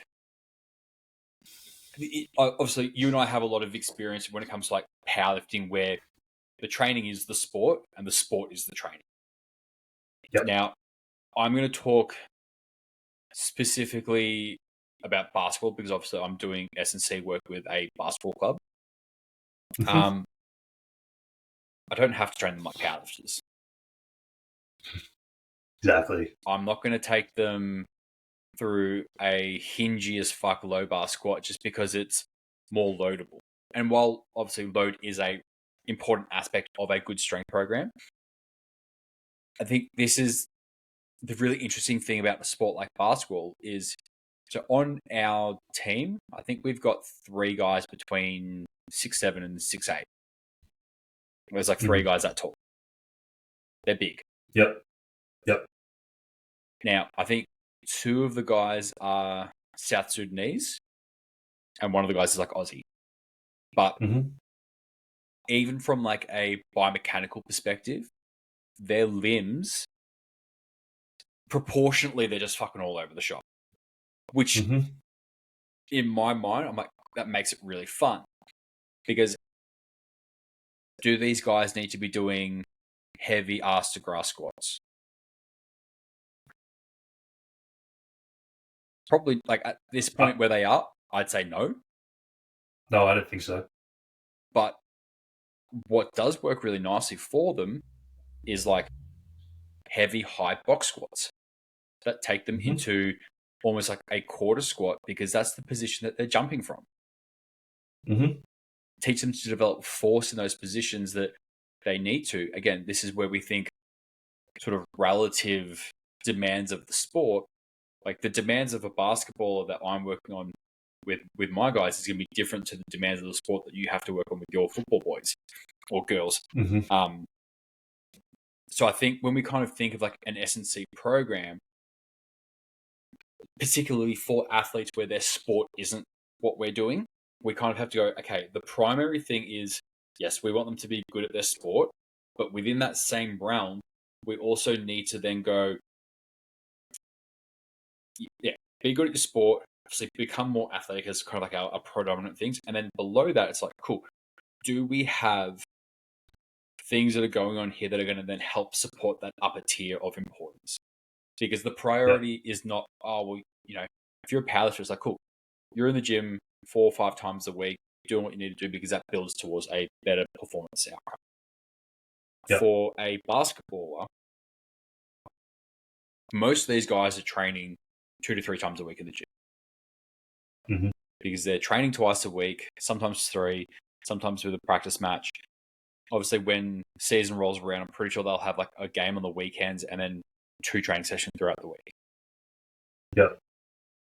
If we're thinking of like fatigue management and all of these things that do encapsulate how we work with athletes, if they're doing 4 weight sessions as well, chances are it's probably not going to be the most efficient things for us. But I think where I kind of look at for the framework that I utilize with my basketball guys, it's very much around, cool, I want to obviously help these guys perform better in their sports. And then my direction and approach with that is first and foremost by defining what's required from their sport. And again, that does differ between me working with a guard, a forward, and a center. Like the centers that I'm talking with at the moment, it's like, guys, you're 6'8" and you are 95 kilos. You need a little bit more size. Yeah, I'm like, little old me should not be able to push you around a key and like box you out and push you around. You should be going, that's cute, little boy, get the fuck out of my way. Yeah. So this is obviously with them, it's like there is a degree of, okay, we do want some hypertrophy training so that we can add some more tissue to your frame to make you a little bit more physically dominating within the space. You know, I've got some of the guards and the forwards that I'm working with that are, 6'3" to 6'5". I'm like, guys, like, you fill out your frame really well. Like, we don't have to worry about getting you big. We just need to focus on things like, making you more explosive, improving your stability, improving athletic qualities like acceleration, deceleration, change of direction, so that we can make you more dangerous on the court. Again, if we're thinking from a conditioning perspective, well, basketball court's maybe 40 meters long, thereabouts. Mm-hmm. Therefore, the longest effort that they're probably going to have to do is 40 meters. Yep. Yes, we need a balance of aerobic training. We need a nice balance of anaerobic training. We need those two energy systems working well. But if we think about the demands of basketball, chances are it's going to be a little bit more anaerobic than it is aerobic. It's like, their legs need to be able to work for a good duration because they need to be able to potentially play a full game, which is like 40 to 48 minutes, depending on obviously where they're at. But it's mostly short, sharp bursts, and they need to be able to repeat that time and time and time again. So as I was saying a little bit earlier, with the conditioning drill that I ran them through, it's 10 1-minute rounds, and it works out to be about 40 seconds of work and about 20 seconds of recovery. And they did a really good job at holding that as a nice, consistent, like, replication of effort each round. So I now go, okay, cool. How can we progress this and make this harder? Yeah. Yeah, I think you hit the nail on the head in the very first sentence out of the gate there, where a lot of strength coaches are strength coaches because they love strength and they love strength training. And one of the things that I see so often is powerlifting coaches or strength coaches that have become powerlifting coaches or have become powerlifters, just thinking that they need to train every athlete as if they're a powerlifter because that's the best way to squat. That's the best way to bench. You've got to deadlift with a deadlift bar, etc., etc. And for a powerlifter, I would agree. Obviously, you do have to do that at certain points throughout the year because that is quite literally the sport.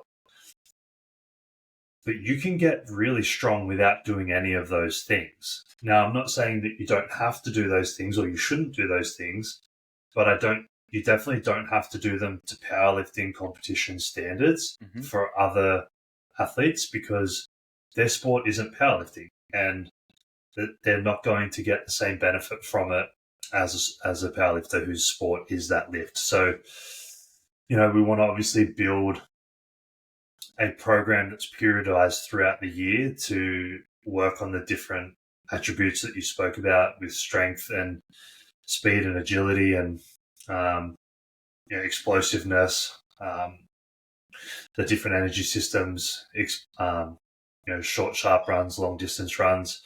As a league athlete, it's pretty unique in the sense that they do need to be big and strong relative to their position. They do need to be able to run for the majority of the game non-stop. You also need to have repeated high output efforts back to back. And then you also need to have the explosiveness and the acceleration when needed. You also need to be robust enough to be able to withstand 80 minutes of continuous contact from other players that are just as big as strong as you. But you also need to be able to run, jump, change direction, accelerate, decelerate, hold a constant level of pace as well. So yeah, it's quite challenging. And if we were just going to throw them in the gym and say, all right, we're doing SBD variations year round, it's probably not going to yield the results that we're looking for. Look, I'll be brutally honest. I've years and years and years ago, before I had matured as a coach, I worked with some athletes where I was like, yeah, I'm going to get you strong in a squat and a bench and a deadlift, and I'm going to teach you how to produce force. Since I have grown and developed, it's like, cool, it's probably not the be all and end all of like athletic preparation. Mm-hmm. Yeah, I think the patterns are definitely very relevant. Mm-hmm. But I just think picking the right tool for the right job within those patterns, I think, is where the real money's made. Yeah. I think so, like you said out of the gate, there's literally zero circumstances that I would have a rugby league player low bar squatting max effort to parallel at any point during the year. Yeah.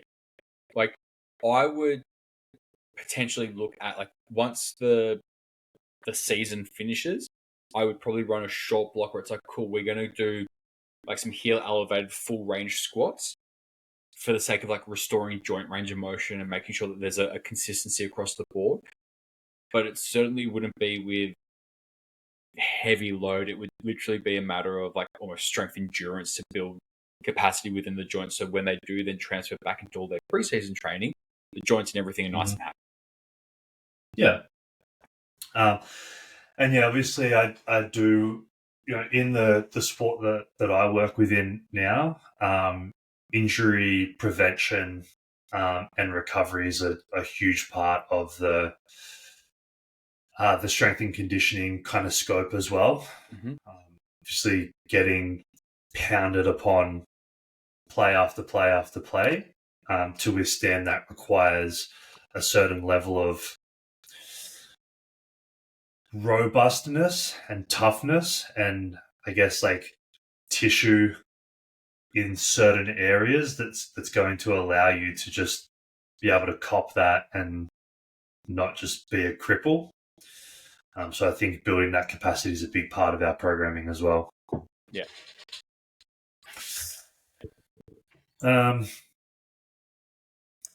So some of the misconceptions that I think this will probably be a really good place for us to spend a little bit of time, because obviously with everything full stop, within everything there's misconceptions, and there's people have ideas on what they think is right and what they think is wrong, and obviously everyone's entitled to that. But I think along with that also comes a lot of misinformation and misconceptions around what's the best way of attacking things. So some of the common misconceptions that we often see with strength and conditioning programming is, the first one that I see is more is better. And like you touched on a moment ago, is that when we're talking about strength athletes, there is a direct correlation between adding volume and getting results, or adding load and getting results up to a certain point. When we're looking at athletes, there's a lot of other things that we need to consider, like time on feet, conditioning, when are the games, how is all of this fatigue being accrued through all of the different aspects that we're doing throughout the week, and our strength training only being one part of that, our conditioning being another part, our ball work, our skill work, all of these things, these all add fatigue. The game itself adds fatigue.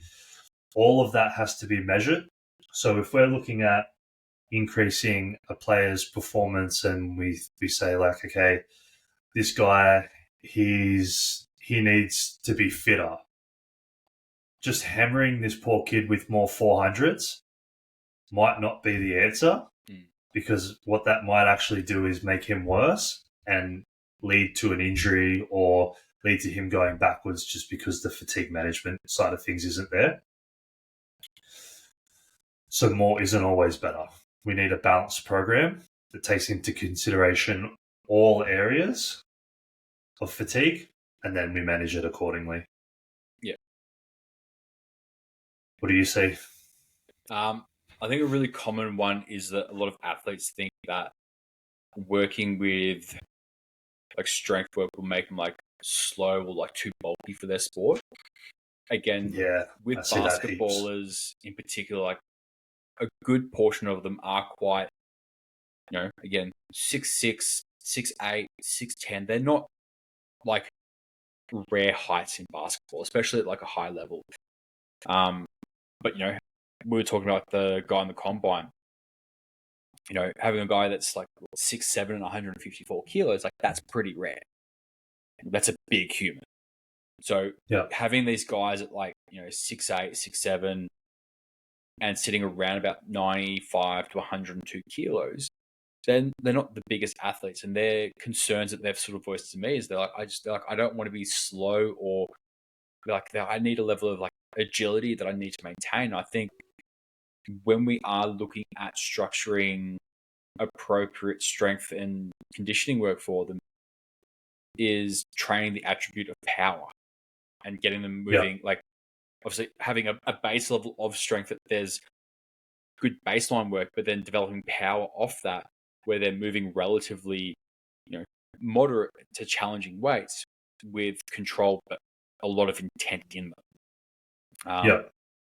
And I think this is where we can start to have a little bit more variability within programs for actual athletic populations. And I don't mean to throw shade at powerlifters, but let's face it, they're not the most athletic bunch. It's sort of like a one-trick pony for the most part.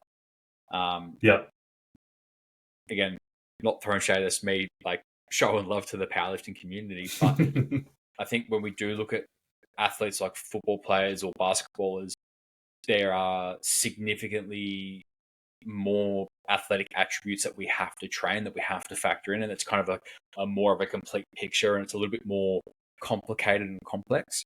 So I think if we kind of get these guys, developing base level of strength and power, I think that's a really good way that we can have some really nice like neuromuscular adaptations, as well as increased forced output, and just more robustness without them being like, oh, I'm slow and sluggish. It's like, well, no, you're strong, you're powerful, and you're fast. Like that's a dangerous combination for any athlete.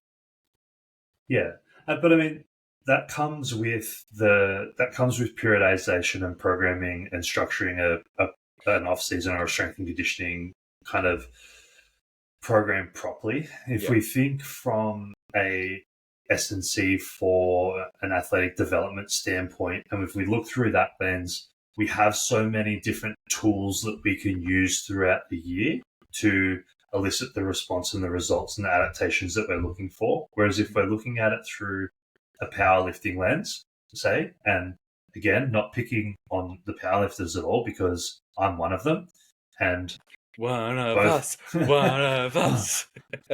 Yeah, like both you and I have been in this situation where you and I preach movement variability for powerlifters to the cows come home. Like that's a hill that you and I are both willing to die on, and most probably will at some point. Mm-hmm. But even when we're talking movement variability for powerlifters, that's still a long way off the kind of the cabinet of tools, I guess, that we would use for, say, like a league or a basketball athlete. It's still a lot less. Mm. You know, we're not going to get a powerlifter doing a bronco drill, right? We're not going to get a powerlifter doing the 42 whatever that was called, 28-40, 28-3. We're not going to get them doing that, regardless of how much conditioning we want them to do and how much movement variability we want in their programming. That's just probably not going to be something that's going to benefit them at all. Mm. So if we look at a powerlifter or a bodybuilder and how they train, it's skewed towards one attribute, being strength or size. Mm-hmm. And even if they sprinkle in some of the other stuff, over time, they are going to get slower. They're going to move worse.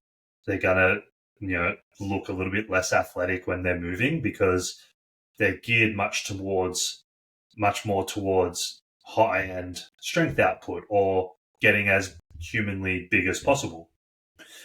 Whereas if we take a more well-rounded approach for athletes, we can still have strength in there. We can still have hypertrophy in there. But at the same time, you're still doing your conditioning work. You're still doing your speed work. You're still doing your change of direction work. You're still doing your skill work, which is part of your actual sport. So because you're moving in so many different ways, instead of putting on 10 kilos in a year, like a powerlifter would of muscle, you might put on 5, but still be able to run, still be able to change direction, still be able to jump, still be able to throw and kick a ball. And you're not going to get that stiffness and that unathleticism that comes with really pushing one attribute to the absolute max. Mm. Right? Yeah. This comes down to like what you're doing. Yeah, I think this is where it kind of comes back to the whole, what is the demand of the sport? And that allows us to set up frameworks to sort of go, well, yeah, for a powerlifter, if we put on 10 kilos in a year, it's probably going to help support our sport. Whereas if I get a basketball that puts on 10 kilos in a year, they're probably going to be a little bit slower. Yeah. I mean, look at Shaq. Shaq was probably the most dominant force in basketball history. Mm-hmm. And that dude is fucking huge. Mm-hmm. And strong. Mm-hmm. But he could still move very well. There's a video of him that's been coming up on my Instagram heaps of when he was like really young, and he goes up and he dunks it in training and like shatters the backboard and just goes pow and lands right on his back. He's just laying on the ground covered in glass. He's like, they're like, "Fuck, are you all right?" He's like, "Yeah." Shaq's the best, hey. Oh, he's just such a entertaining character now as well. Yeah, he's a great character. One that I hear often that I think is hilarious, because I am my own rebuttal to this, is that strength training stunts growth, and that youth athletes shouldn't do strength training as part of their development because it'll stunt their growth and they'll end up looking like Ben. I started strength training when I was 12 years old. And I'm the biggest person I know. You need more friends, you short ass. I'm the tallest person I know. Actually, that's not true. I know one person taller than me. Who? His name's Joe. He's Joe a strong Mama? man. Joe Mama. No, his name... I don't actually know his last name. His name on Instagram is Joe Giant. Okay. And he is a little bit taller than me. And every time he's in the room, I get like this real weird, like intimidated kind of feeling where I'm not like the tallest person in the room anymore, so it feels really odd. It's such a weird feeling. But Can't say I've it's ever funny. experienced that.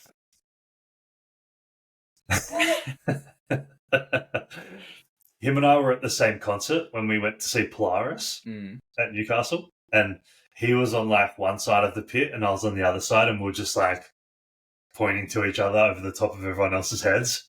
Nice. It's pretty cool. Did they do like an individual wall of death for people over 6'5"? No, I didn't go that far into it. You two just ran each other and gave each other a big hug? No, that was that was very close to Nick having a severe knee injury. I was at the concert limping around. I could barely walk, but good. I got close enough that I could kick a few people. We like that. Do you have any other ones? Yeah, the whole like no pain, no gain thing that like coaches from the 80s and shit are still trying to like push. And again, I think we've kind of like we've touched on this a few times, but I think just to sort of reiterate a bit more, what we're trying to do is we're trying to help facilitate outcomes, not force them. Whether it is with field athletes or whether it is with even with powerlifting athletes, the amount of times I hear coaches going, "Oh well, I'm going to do this much weight for this many reps, and then the week after I'm going to do a X kilo jump, and the week after I'm going to do another X kilo jump, and I'm going to force the adaptation because I've done this the week before, and it's just going to happen the way that I want it to happen." And I'm like, bro, like you're missing the point. Like we're trying to set up the body to have the outcomes that we're after. And I think it's even more so the case when we do deal with like field athletes. It's not about flogging a dead horse. Like again, the analogy used with making a guy run continuous 400s to bring up his conditioning. It's like that may not be it. We can sometimes have better outcomes by stripping some things back and actually giving them some positional work that's going to help facilitate, as you said, like robustness in certain positions where they may be exposed to that we want to help bolster. If I'm thinking like for my basketball, like it's always funny. You look at basketball, it's meant to be a non-contact sport, but it's a very physical sport. Very, yeah. Getting the guys strong enough through their legs, through their hips, and through their core that they can resist a little bit of bumping and shoving and not be like knocked to the ground or pushed out of the way too easily. It's like, cool. The positions that I need those guys to be in for that outcome has nothing to do with them squatting ass to grass. Yeah. Like, if you get guys that are like, even in that situation where we went back to the guy who maybe his conditioning was lacking, or it seems like his conditioning was lacking. It might even just be as simple as it might not be his conditioning at all. It might just be, it seems like his conditioning is lacking because he's not as strong as what he needs to be for his position. So he's having to work X amount harder than what he needs to or what he should need to get the job done. So it seems like he's fatiguing quicker and his conditioning's lacking, when in reality, his conditioning could be very good. He could just not be strong enough. Yeah. And that's presenting in the fact that he's gassing too quickly.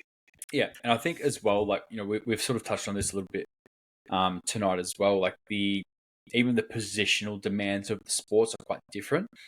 Like the expectation I have of the guards on our team, it's like, you better be the first one down the court and you better be the first one back. If our forwards and our centers are anywhere near you, there's something wrong. Yep.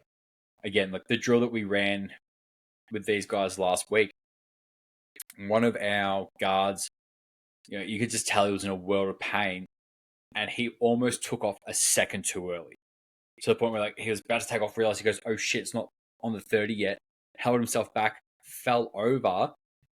All the guys were probably 5 or 6 meters in front of him, but he was still first back on that baseline. Nice. And that's where I was like, you know what? Like technically, we should have punished the entire team for that. But the fact that he recovered and worked extra hard to make up for that, it's like, no. Like you've shown me what I wanted to see. Yeah. But do I expect my 6'8" center to be up and down the same speed as my guards? No. Like the demands, again, like I don't know what it's like to walk around at 6'8", but it's like from an energy requirement perspective, like I imagine it would take a lot of energy to be 6'8". Yep. You know, it's probably a lot harder to walk through time and space. You know, Yep. and this is where I think coming back to the whole thing of like no pain, no gain. If I just keep flogging those guys the same way as I would the guards, like I can train guards very differently compared to how I train. Like with the centers, it's like I probably want to do, you know, almost more base level strength with them, with a little bit of power work in there to keep a degree of athleticism.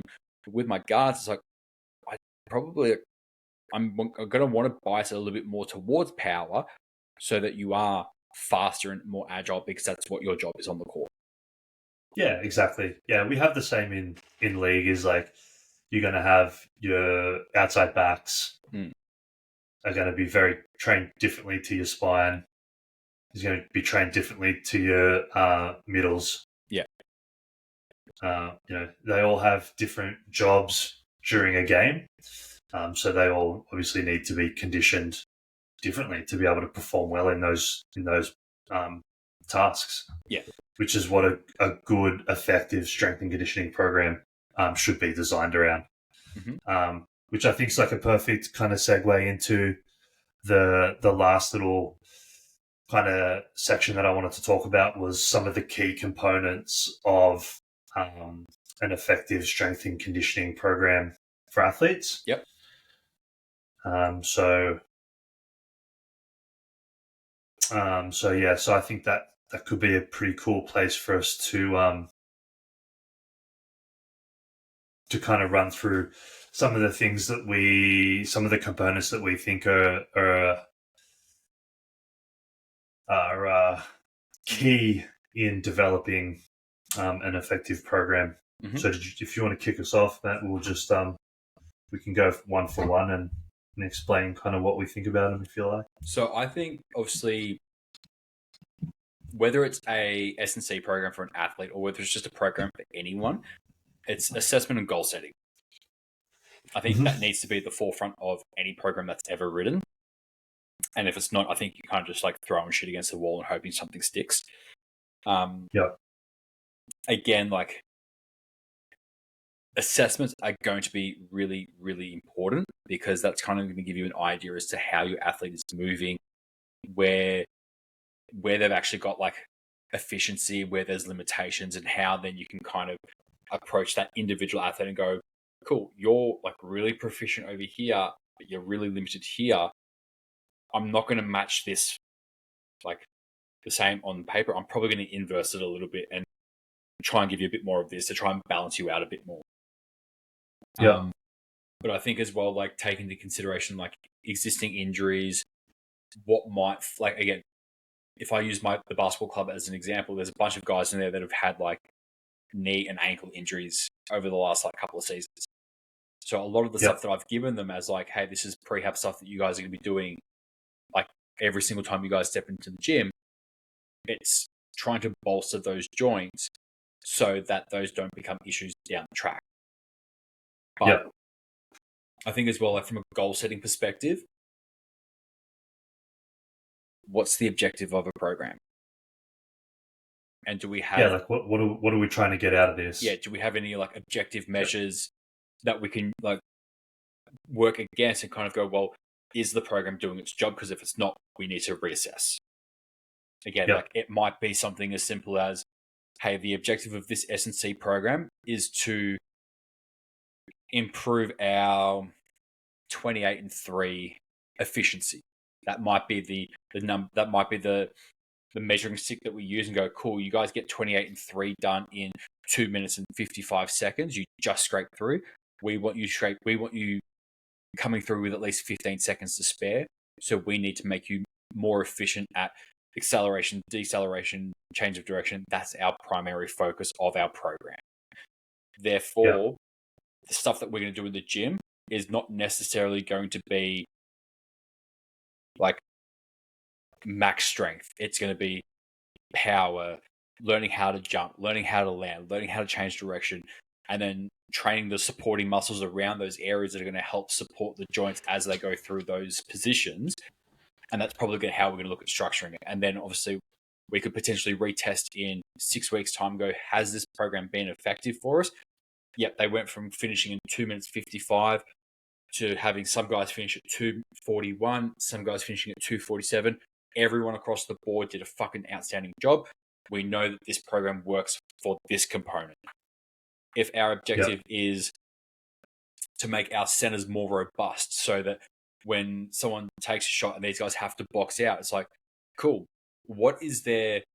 Like, it might be something as simple as like using like force plates and sort of seeing how much force they can actually produce into something, and then running them through some strength and power work and going, cool, can we now produce more force down the track? Like, yeah, exactly. So measurable things. Like measurable things. So like, it's not just a set and forget. It's, we want to look at setting a goal. And you're going to have, obviously, if we're speaking about athletes, we're going to have timelines attached to those goals and landmarks throughout the year that we want to be hitting certain things. And then you want to monitor and adjust throughout.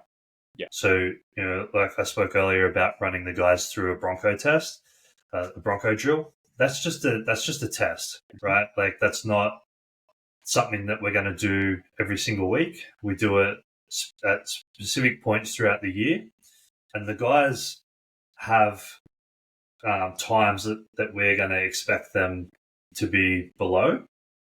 And a lot of the time, like a few of the guys are like freaking out about it, and they're like, "Oh, like I don't know if I'm gonna get that. That's 20 seconds lower than what I did before Christmas."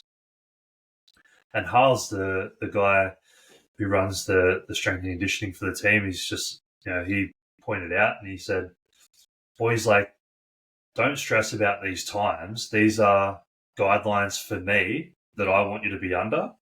I'm telling you because I want you to put in, and I want you running, I want you finishing over the line, and I want you like to hit the deck, and I want you grasping for air. Like I want you to give this everything that you got. I don't want you to be able to walk when you're done for a good 5 minutes. But if you don't get the time, all it's telling us is that we need to adjust something because what we're currently doing is not working. Either you're not putting in, you've had some time off, the program that we're running is not getting the result that it wants, whatever it is.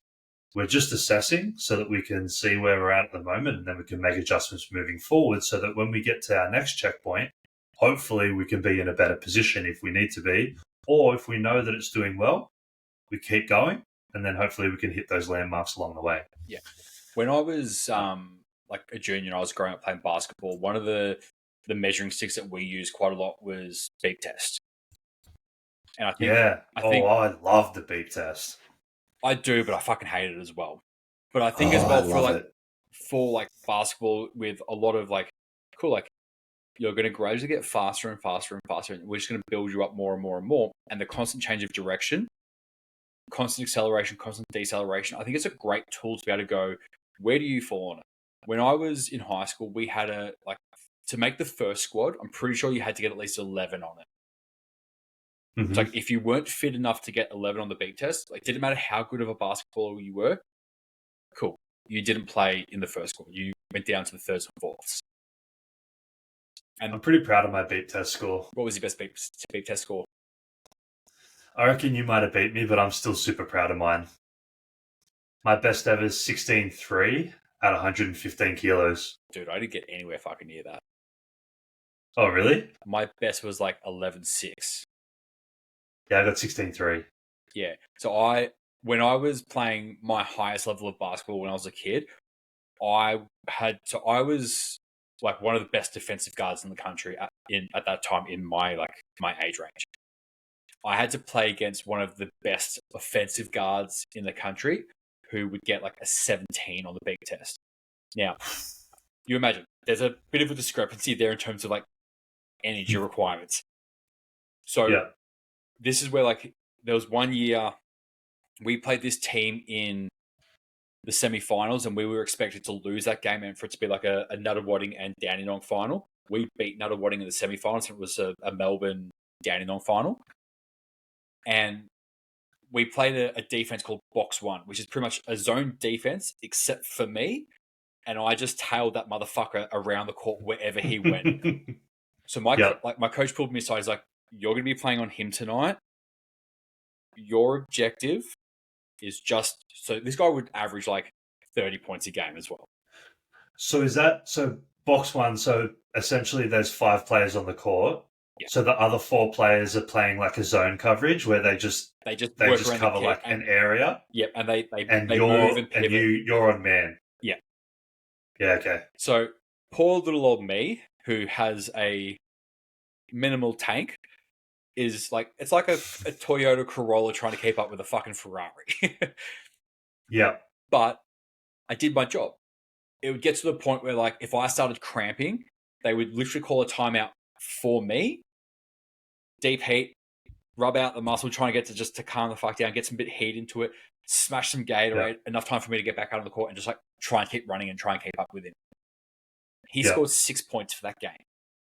Ooh, nice. Yeah, so like I did my job really bloody well on that one, but you know, that wrecked you. Oh, dude, I had to literally get carried from the bench into the change rooms after that game because I was just tanked.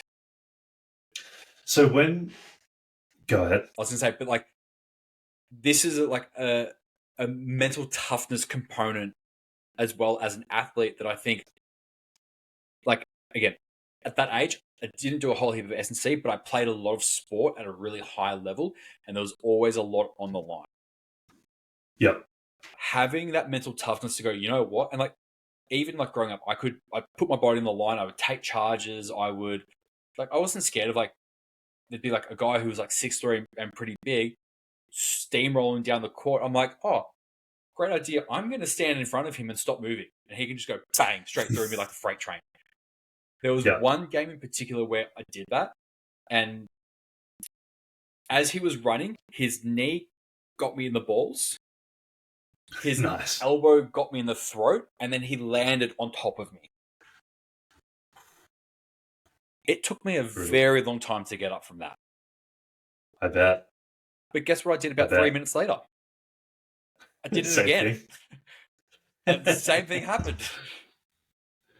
So you know me pretty well.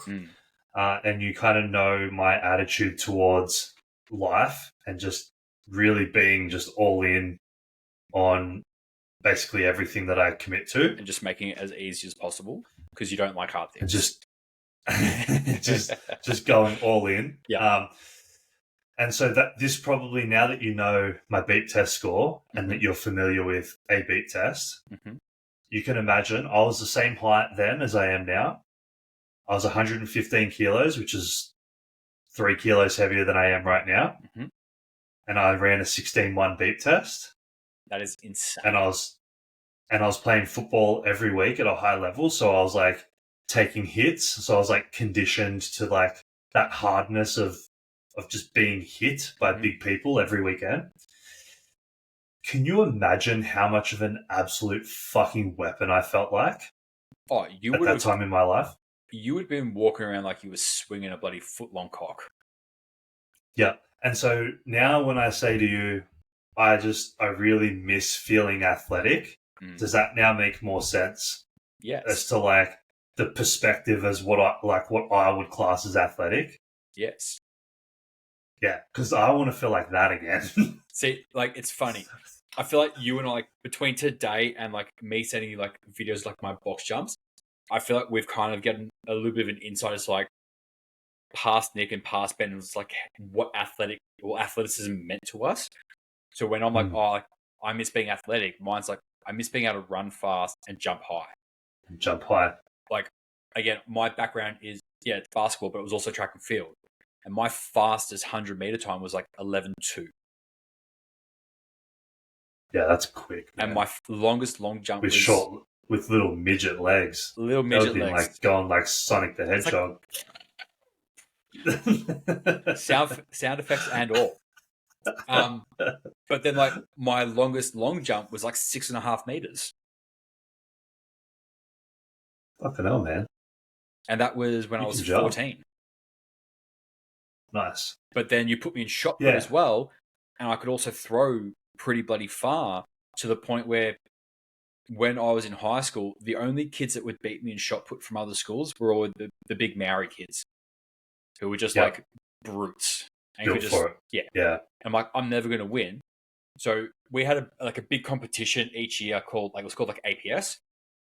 And it's pretty much like all the schools in that sort of, it was mostly private schools, but I think there's like one or two public schools that got in as well.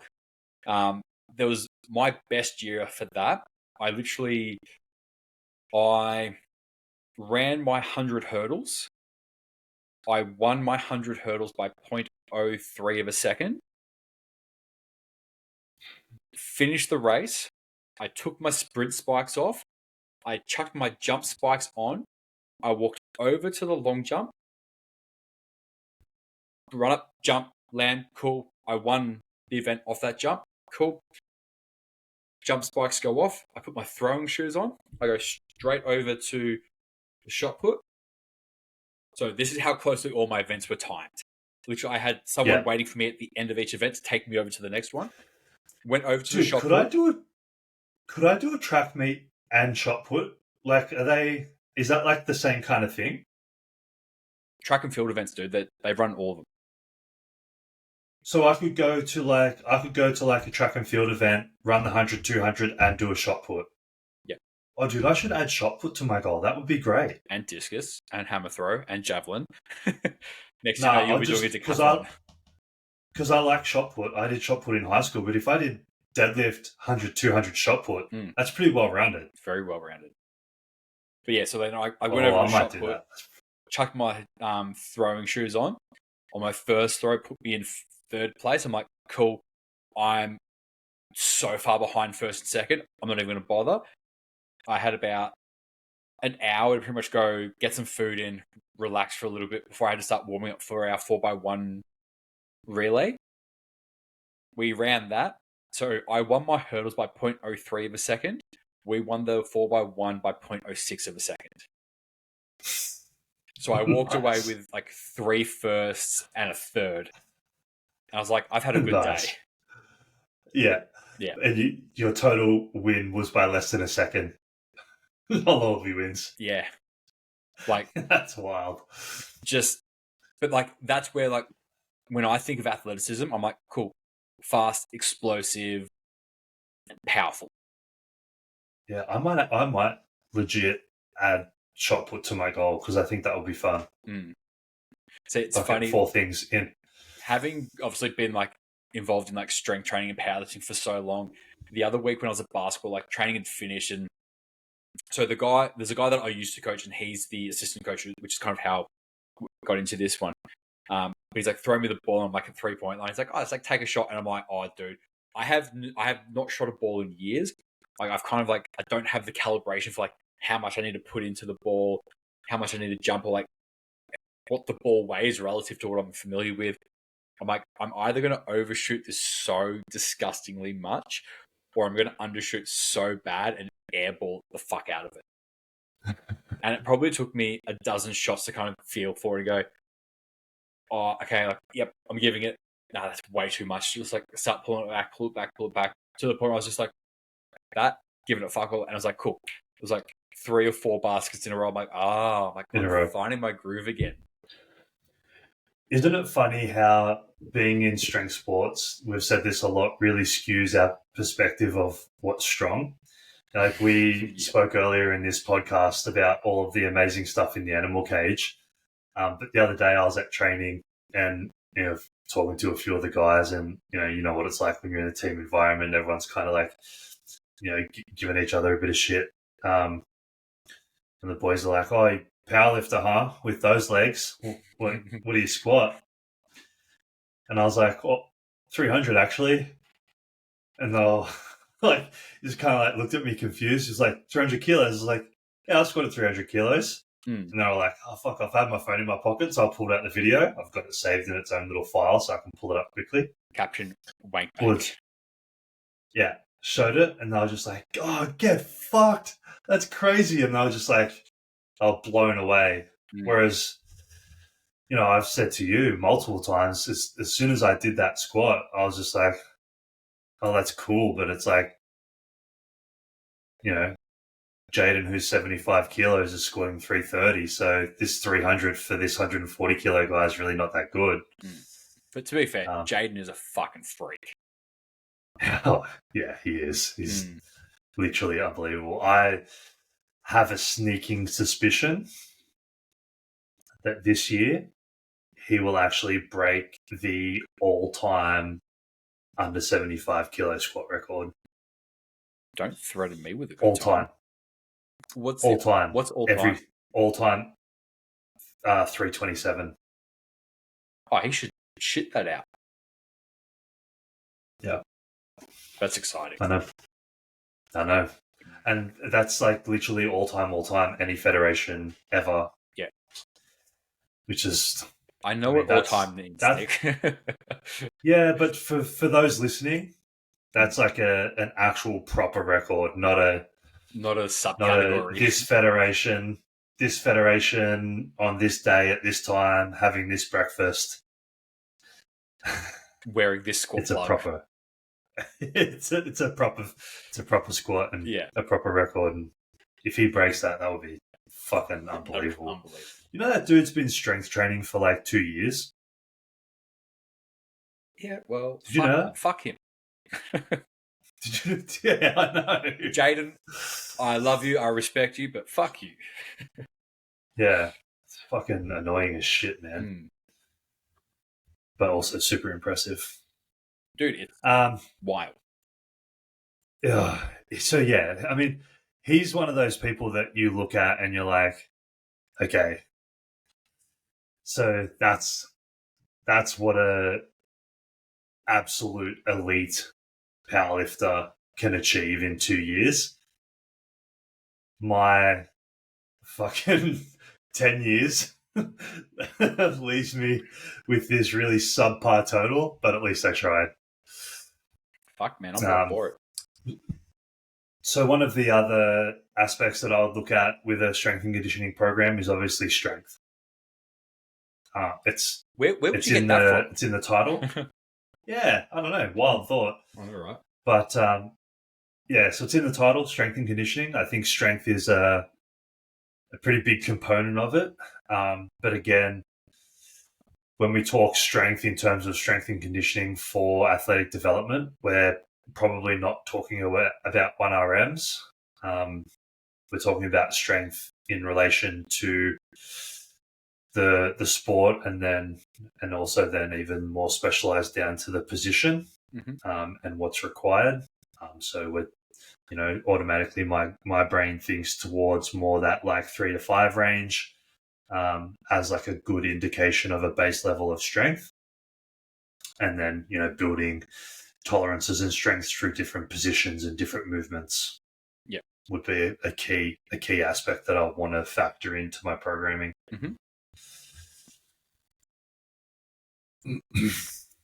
And I think that's pretty common throughout all sports. Agreed. I think another aspect that we've kind of touched on a few times tonight as well is like power and explosiveness.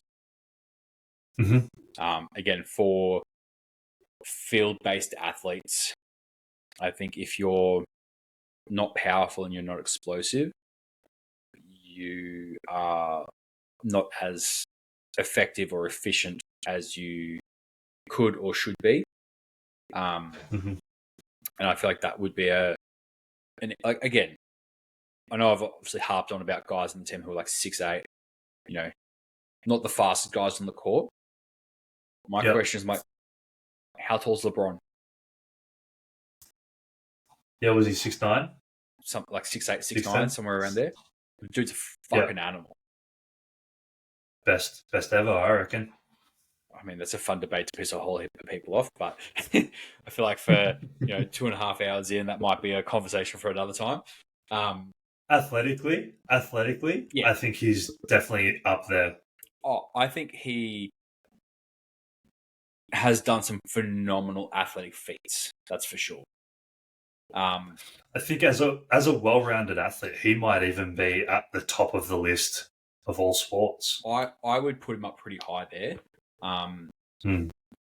so again, like this is kind of where like when I do look at the centers and the forwards that I do work with, like they're still like we still want to be able to try and teach them mechanics that allow them to be more powerful and more explosive. Like and that's where I think having some of the strength work that kind of feeds into that power and explosiveness of like teaching them how to drive through like hip flexion and being able to sort of like internally rotate and be able to then produce force through the foot to be able to drive forward faster. I think, again, if we are looking at the strength stuff of like that 3 to 5 reps, it's also then looking at movements that are going to help encourage force production. Yep. Yep. I love that. And then if we layer in a conditioning aspect around, obviously we're going to have endurance conditioning, which is obviously like your base level of endurance that you're going to need to get through the game, but then also speed and agility, so acceleration, deceleration, and change of direction. I think are 3 super important things that I know probably apply to basketball. I don't have a whole lot of experience with that, but definitely apply in the league setting as well, where this is also then going to layer over the top and make the strength work and the hypertrophy work and the explosive work, integrate into the athletic system and make our players not big and bulky and slow. It's going to keep them fast and agile at the same time. Yeah.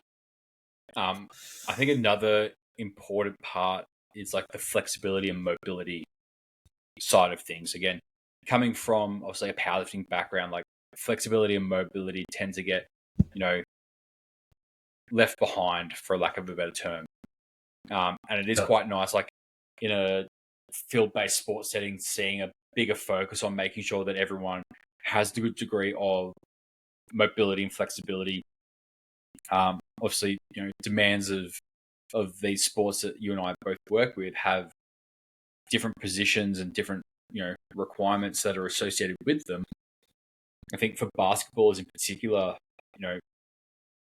the flexibility and mobility requirements are quite high. They need to be agile, they need to be able to move well, but they also then need to be able to control within those ranges so that they're robust as athletes. Yep. Yeah, same.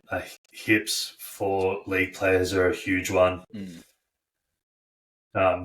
Obviously, we see a lot of lower leg injuries in field sports. Yep. And a lot of lower leg injuries, a lot of groin injuries, a lot of hamstring injuries, which the stronger, more mobile, and more stable your hips are, can help mitigate a lot of those injuries. It can also help with the speed. It can help with the explosiveness, and it helps just like mitigate injury as well. When you get put into really awkward positions, that those positions aren't outside of your ability to be in, that's when injury doesn't occur. So if we take like another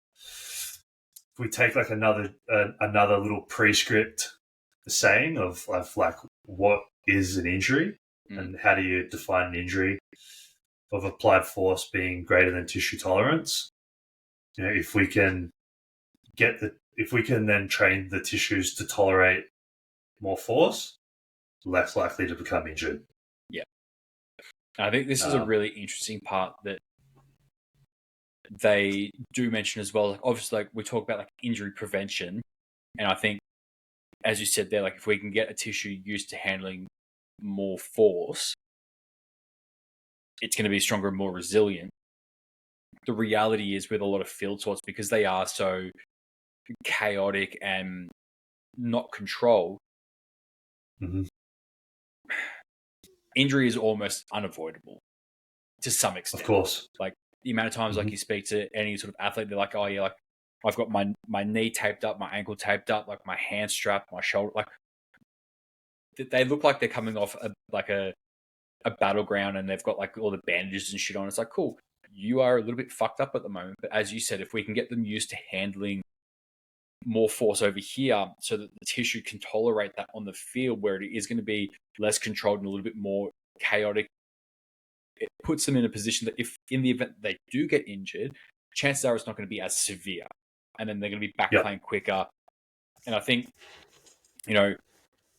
one thing that I really had to sort of highlight with like the coach for this basketball team, I'm like, the work we're going to be doing is not going to mean that these guys are invincible. But what it's going to mean is that if they do get injured, rather than being out for 6 to 8 weeks, they might hopefully only be out for like 3 or 4. Yep. Like if we can reduce the time that the athletes have off the field and it allows them to return to, function a little bit better. Yep. As far as I'm concerned, like we have done our job well. Yeah, 100%. That's a big part of it. Is obviously in my eyes is building the best athlete. Yeah. Part of that is how often can that athlete play. That's a big part of being the best athlete is how often can you stay on the field. The best athlete is the athlete that's on the field, right? That's it. It's like it's all well and good to be the best athlete, have one game for the season, get injured and be out. Whereas if you're 80% as good as an athlete, but you're able to play 90% of games, statistically you're going to have a much better season than the other guy. Yeah, and as if I'm a coach, I take that guy 10 days out of 10. Fun little segue for you. Have you seen Moneyball? Yeah, I love that. Good. I would have been so disappointed. Like literally, if you'd said no, I'd been like, "We're going to finish this podcast right now. Go and watch that movie." Sorry, I haven't seen it for a very long time, but I have seen it, and it's a fantastic movie. I love it. True story. I know, which is the best part. I love films that are based on true stories around sports. Like they're just amazing. Yeah, there's a few really good ones. We watched a good football one the other day, actually, about a quarterback that goes and plays in the Mud League or whatever it is. Yeah, on Netflix. Yeah, I watched that the other week too. And he marries the girl, and the car breaks down in the snow. Yeah, that's pretty good, huh? I'm like, how was this film not bigger? Yeah, I thought it was great. Probably the last one that I want to touch on would be periodization. Yep. So obviously periodization is, spoken about a lot in strength training, but it's also super important in S&C for athletic development. Is obviously we don't want to just be hammering guys throughout the whole season, the same as what we would in the preseason. So we want to break up their training based on different attributes that we want to bias towards at certain points of the year. And then during the season, we want to obviously then periodize our training as around the games. So we'll always like plot out when game days are and then kind of work back from there and base the programming around that. But then again, obviously, like that's just the framework that we want to work in and build out from. But then there's always going to be monitoring and adjusting is going to be constant throughout the year. It's not just a monitor here. It's literally like every conversation that we have, every session, every game. It's constant monitoring and adjusting as needed. Yeah. So the periodizing might look a little bit different because it's not so linear, and it can change and often does change based on how the season's rolling. Yeah. You guys would probably be pretty similar, yeah? Very much so. Is there anything else you wanted to add on that? I think the only thing I would probably add on to that is like recovery. Yeah. So I think obviously... Yeah, that's a big one. I mean, that kind of ties into the periodization part of it, but yeah. Yeah, like... recovery is massive. Obviously talking to a lot of the guys over the last couple of weeks about like their energy intake. I'm like, guys, you are playing at a very high level of sport. You're in a very fortunate position. Like, you kind of need to take this as serious as it is. Like, this is not just like domestic basketball that you guys are playing on a Monday night. Like, this is high level basketball. You guys need to feel a lot better. And then just sort of like, speaking to these guys about where they're getting their food from. Obviously, these guys all work full-time jobs as well, so it's not like they're professional basketballers where they're being paid to play, which obviously adds another layer of challenge. But sort of speaking about things like, nutrition, hydration, active recovery. Like, we're pretty fortunate. The stadium that we train at, there is recovery facilities there. So after training, they get in the ice bath for a little bit afterwards. Which I think that's a great topic to touch on super quick before because I know we're going to finish up soon, but there's a lot of back and forth on the internet about the utility of ice bars in strength training, and I think it's probably I think the no ice bath crowds cite studies saying that it blunts hypertrophy based on the fact that it reduces inflammation, and you need a certain amount of inflammation to cause hypertrophy or to elicit hypertrophy, which I think is, obviously that's true. I haven't read the studies myself, but I believe that's, probably an accurate description of what happens. But if we're looking from an athletic standpoint, those things matters. And we want to reduce inflammation, right? That's something that we want to actively do as much as possible. I would say specifically for like when these guys are doing ice baths, it's not after strength sessions. It's after like running drills for 2 hours. Like, these guys have been on their feet getting their asses kicked. I think as well, like, obviously from a recovery perspective, like, yes, it helps get a bunch of information out of the system, which relative to their outcome, like the stimulus that has gone into the system, it's not really going to be that detrimental. But as well, like, for something just like hard to do at the end of a hard conditioning session, it's just another hard thing they have to do to tick another box.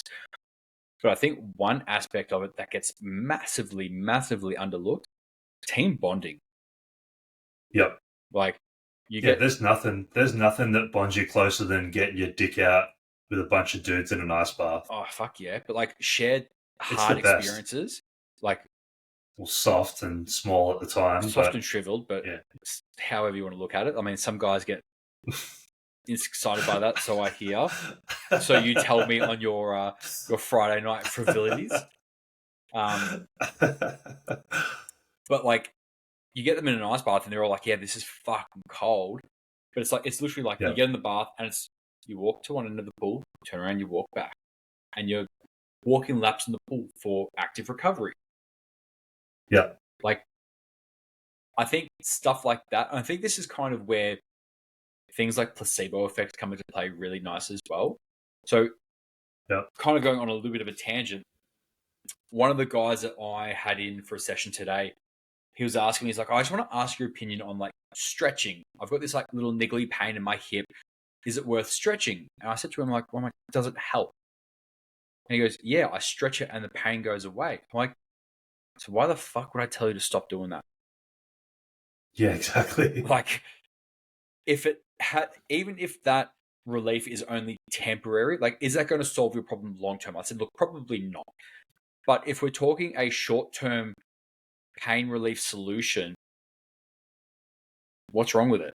Like, we would probably then want to integrate some positional work to, again, build some tolerance in those positions. But for the most part, I just want you feeling better. If that means doing some stretching, go for it. And I think this is where it comes back to the guys. Like, if they think that getting in an ice bath is going to make them less inflamed and it's going to make them perform better, guess what? I want them in an ice bath. Yeah. I mean, you and I talk about what we believe to be optimal and what we believe to be the best way of going about things. And, you and I will often also say doing this is, you probably don't need to do this, or you don't need to do that, or there's no benefit of doing this, or there's no benefit of doing that. At the end of the day, we're working with people, and there's also an element of, just because that we say you don't have to do this or you shouldn't do this, if you like doing it, just fucking do it.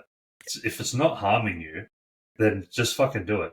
Like, the stretching thing's a great one. The warm-ups, we went through warm-ups last week. No doubt we're going to have people say, I had one of my clients comment and say, what about leg swings, just because I like doing them. And that started a conversation in my DMs, and he was like, I'm never going to stop doing them. And I was like, okay, like, I don't care if you do them, man. Like, if you like doing them, just do them. I know a guy who's like a 320 kilo deadlifter who weighs about 100-ish kilos. And I know for a fact that he does banded clams before every single lower body session. Now, for him or for anyone that's moving considerable weight like that, if they're convinced that doing clams are going to be the golden ingredient to their secret recipe, and that's what makes them lift the weight, why would I take? I'm not going to take those out. If I take them out, I know that guy? You'd probably know of him. I'll tell you once we're off here. But like, if someone is like, again, if we think the power of the mind, if you genuinely believe that X, Y, and Z is going to equal 1, 2, and 3, I'm not going to then tell you, be like, well, you're a fucking moron. You know, it's A, B, C equals 1, 2, 3. If you go, well, no, like my belief system is so heavily ingrained in this thing here. Again, if it's not hurting them, go forth and do. Yeah. And I would probably just look from a coach's perspective. I would probably just look to add some other things around that to maybe get the result that I'm looking for. Yeah, to get the result that I'm looking for while still keeping it enjoyable for them. Yeah. But I think that's probably a good place for us to end. Yeah. If you like doing shit, just keep doing it. If you want to try our way of doing things, try our way. If you want to create your own little hybrid approach of both, just fucking, you know what? You do you. Give it a go. Give it a go. If you have any questions about anything that we spoke about, DM us. Let us know. DM us. If you want to come to the Strength Symposium on April 20th in Thornton, New South Wales, we still have a few early bird tickets left. If you don't know how to purchase those tickets by now, you obviously haven't been watching or listening anything that we're speaking about up until now, but that's okay. We still love you. And if you reach out and ask us how, we will send you the link on how to do that. Because frankly, we're just fucking good guys. We're just good guys, and we're here to help you out. We're here to serve. We're here for the people. If you've listened this far, we would really appreciate if you could just subscribe to this podcast on whatever channel you're listening on, whether it be YouTube, Spotify, or iTunes. Your subscription to that platform or to this podcast on that platform really helps us out with however the weird internet algorithm works. And we just want to keep providing you guys with some value. So please just throw us a fucking bone and subscribe. If you've listened to 3 hours of us, it's the least you could do. Surely. Yeah. Don't come. Just hit the button. Just hit the fucking button. It doesn't hurt you. And it costs you nothing. That's all I'm gonna leave you with that. So, as Nick said, do it. Just do it now. Do it! All right, that's enough harassing our listeners. Talk to you guys later. See you guys.